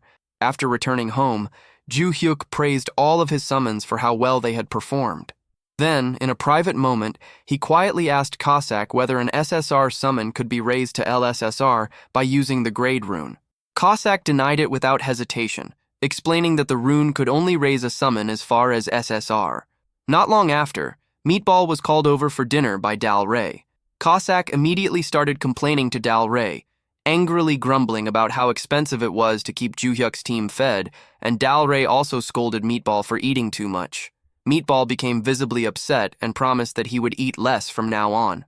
Ju Hyuk ended up feeling sorry for him and handed Meatball a grade-up rune to help him rise in rank. Meatball thanked him through tears and threw himself into a tight hug, accidentally pressing his chest hair into Ju Hyuk's face, which filled him with disgust. The scene then shifted to the Chinese Special Information Department, where Xiu Jun, the deputy director, called in a section officer and demanded to know why there was still no news about clearing the 59th floor. The officer reported that among the forcibly naturalized assets, more than half had gone missing inside the tower, causing major setbacks, and that many were said to have taken their own lives within it. Shujun received a list of elite South Korean players and ordered the officer to select proper targets from recently contracted rookies, making it clear that famous names were to be avoided and that everything had to be carried out without leaving evidence, so the country could never deny responsibility. The officer saluted and left. After that, Shujun reflected coldly that unlike Japan's public attempts at forced naturalization, which had only ended in humiliation, they would simply abduct players if that became necessary. A short time later, 2 days passed. Ju Hyuk and his summons had mostly been living on ramen, as Cossack was trying to save money. Ju Hyuk remained focused on other concerns when a system window appeared, showing a catalog update that listed the dull barbarian meat shield as unable to be summoned. Ju Hyuk immediately became worried, but Cossack explained that ranking up involved strengthening the soul and was dangerous, with the risk of permanent deletion if the process failed. The word deletion struck Ju Hyuk hard. Dal Rey scolded Cossack for frightening him and quickly reassured Ju Hyuk that if Meatball had truly been deleted, his name would have disappeared completely. She explained that his inability to be summoned probably pointed to another cause, possibly the rare case of a 2-rank leap. Cossack agreed and suggested that Meatball's soul was unusually pure, making him better suited for a successful upgrade. Ju Hyuk, however, rejected Cossack's misunderstanding in his own mind and kept worrying about what a sudden rank jump might mean. Trying to change the mood, Ju Hyuk suggested that they go to a cafe after eating ramen. Then another concern hit him. What if Meatball returned even bigger than before, and what if the new house no longer had enough space? The scene shifted to a cafe, where two men were talking about the coming raid on the 66th floor, assuming it would be cleared easily because of the Holy Sword. One of them openly expressed admiration for a hero named Nam Gi-un. The other immediately rebuked him for speaking of her without proper respect. Ju Hyuk, moving through the area like any ordinary passerby, stepped in and, without anyone noticing, ended up embracing Nam Gi-un by accident. The cafe drinks and desserts soon arrived, and everyone enjoyed them together. At that moment, Gwangil called Ju Hyuk to congratulate him on his record-breaking streak of consecutive S++ clears. He then brought up the penthouse that had once been used by Yuchi Alman, offering to transfer it to Ju Hyuk for free as a gesture of gratitude for renting out the Holy Sword at such a low price. Ju Hyuk was caught off guard and asked for time to think before ending the call. Cossack asked who had called, and Ju Hyuk reminded him about the house they had visited earlier. Cossack admitted that it had been magnificent, while Dal Rei agreed that a place like that suited Ju Hyuk's position. Cossack warned him not to trust free gifts, insisting that nothing in life ever came without a price, while Dal Rei encouraged him to accept it as a fair reward for everything he had already contributed. Ju Hyuk remained torn, thinking about how accepting such a gift could make it much harder to refuse future demands from the management department. In the end, he decided that he would buy the house instead. His summons praised that choice, but the moment he checked the price, Ju Hyuk discovered that it was 20 billion won, not the 2 billion he had expected. That left him frozen in place. Cossack asked what had happened, and Ju Hyuk quietly decided that they should leave. As they walked out of the cafe, the summons talked among themselves about how they might not need such a huge home after all. They brought up the trouble of cleaning it, the cost of maintaining it, the long walk to the bathroom at night, the bugs that would gather in the garden, and all the other inconveniences. In the end, they concluded that being with Ju Hyuk mattered more than living in a large place, and they praised his judgment as brilliant. Then, at that moment, two suspicious men entered the cafe carrying the smell of weapons, blood, scars, and gunpowder with them. Cossack immediately recognized them as the same kind of people as himself, and silently marked both of them for tracking. Ju Hyuk called for Cossack and told him they were heading home. Cossack decided internally that, for now, he would keep the situation hidden from his summoner, and the scene ended there. The scene shifted to the Awakener's Management Administration, where Nam Ga-yoon sat in silence, fully absorbed in image training inside her own mind. In her thoughts, she reviewed how the Holy Sword was vital for neutralizing the dark aura of the undead. Even so, she firmly decided that she could not depend on that weapon alone. Her mental training played out clearly, throwing endless enemies at her, including dark mummies, dark zombies, dark skeletons, dark ghouls, and even a full undead army. She had already cut down hundreds of them to reach her current level, strengthening her resolve and sharpening her senses. As the intense image training came to an end, Ga-yoon prepared to leave. Her superior addressed her formally, wishing her luck and telling her to stay careful. Mina also voiced her concern, supporting her with clear worry on her face.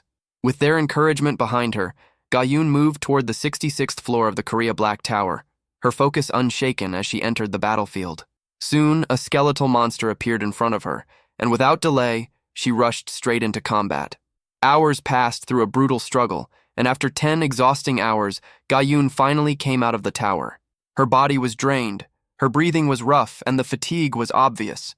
Mina hurried toward her in panic, but Ga-yoon reassured her with a faint smile and a thumbs up, silently showing that she had succeeded. At that moment, a system notification appeared, confirming that the 66th floor of the Korea Black Tower had been cleared. The screen showed detailed information about the location in Gangwon-do, Republic of Korea, the cleared floor, the progression to the 67th floor, and the updated time limits. Hearing the news, Mina excitedly informed Gwangil and their superior, who were overwhelmed with joy. The boss immediately ordered a press release to be sent out without delay, fully understanding the scale of the achievement. The news spread quickly through the media, announcing that South Korea had successfully cleared the 66th floor of the Black Tower. Special broadcasts followed, and the public reacted with huge relief and admiration. Many said they had been holding their breath for 6 months and could finally sleep without fear. Comments poured in, praising the achievement as legendary and admitting that the country might have been doomed without Nam Ga-yoon.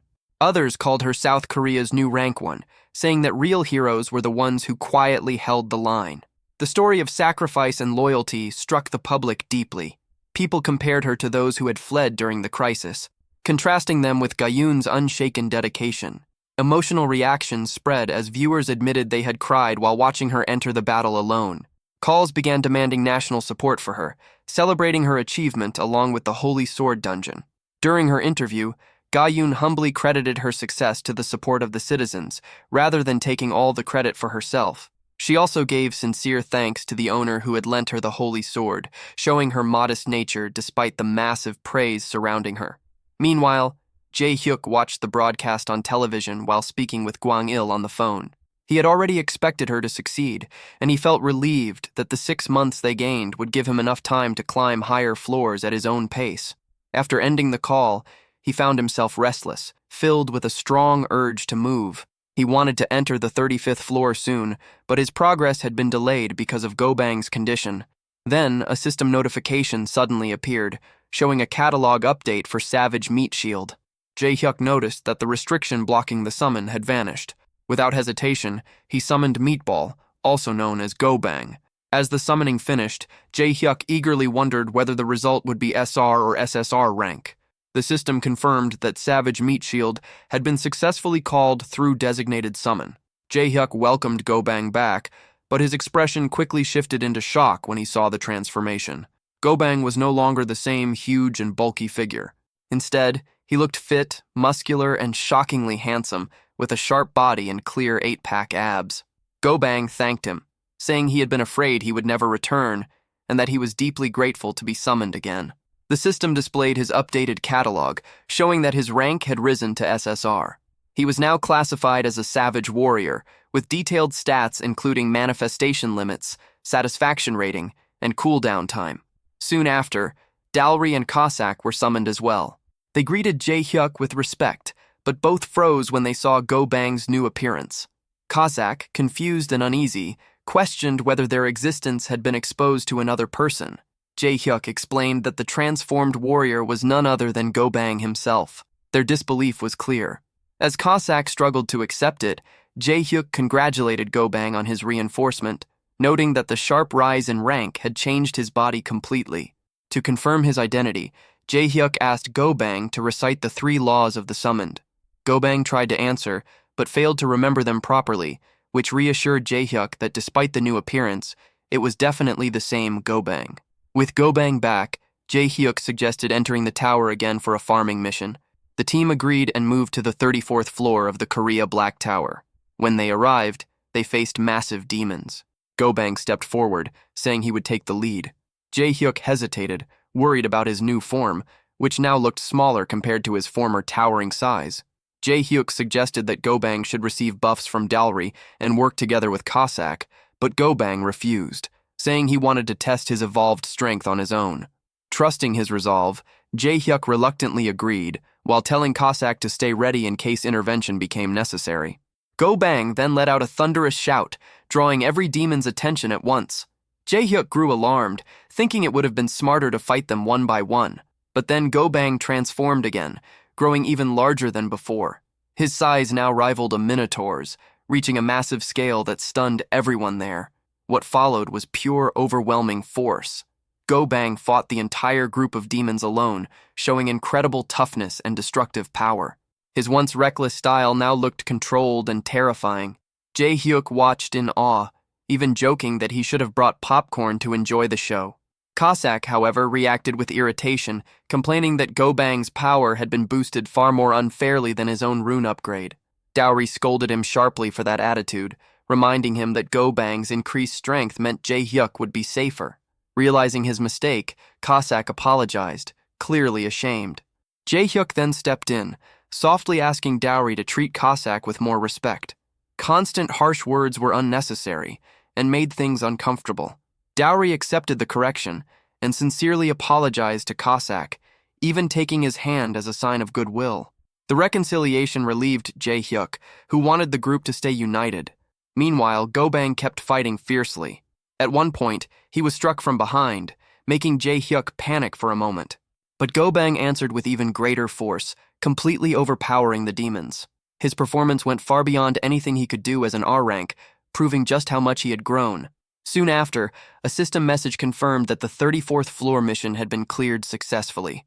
Go Bang returned to his refined human form and calmly stated that the 34th floor had been far too easy for him. There was no arrogance in his tone, only quiet certainty backed by overwhelming strength. The energy still hanging in the air made it clear that he had not even gone all out. Even the system's presence felt strangely subdued, as if recognizing his dominance. Go Bang expressed a desire to challenge stronger floors and keep fighting without end.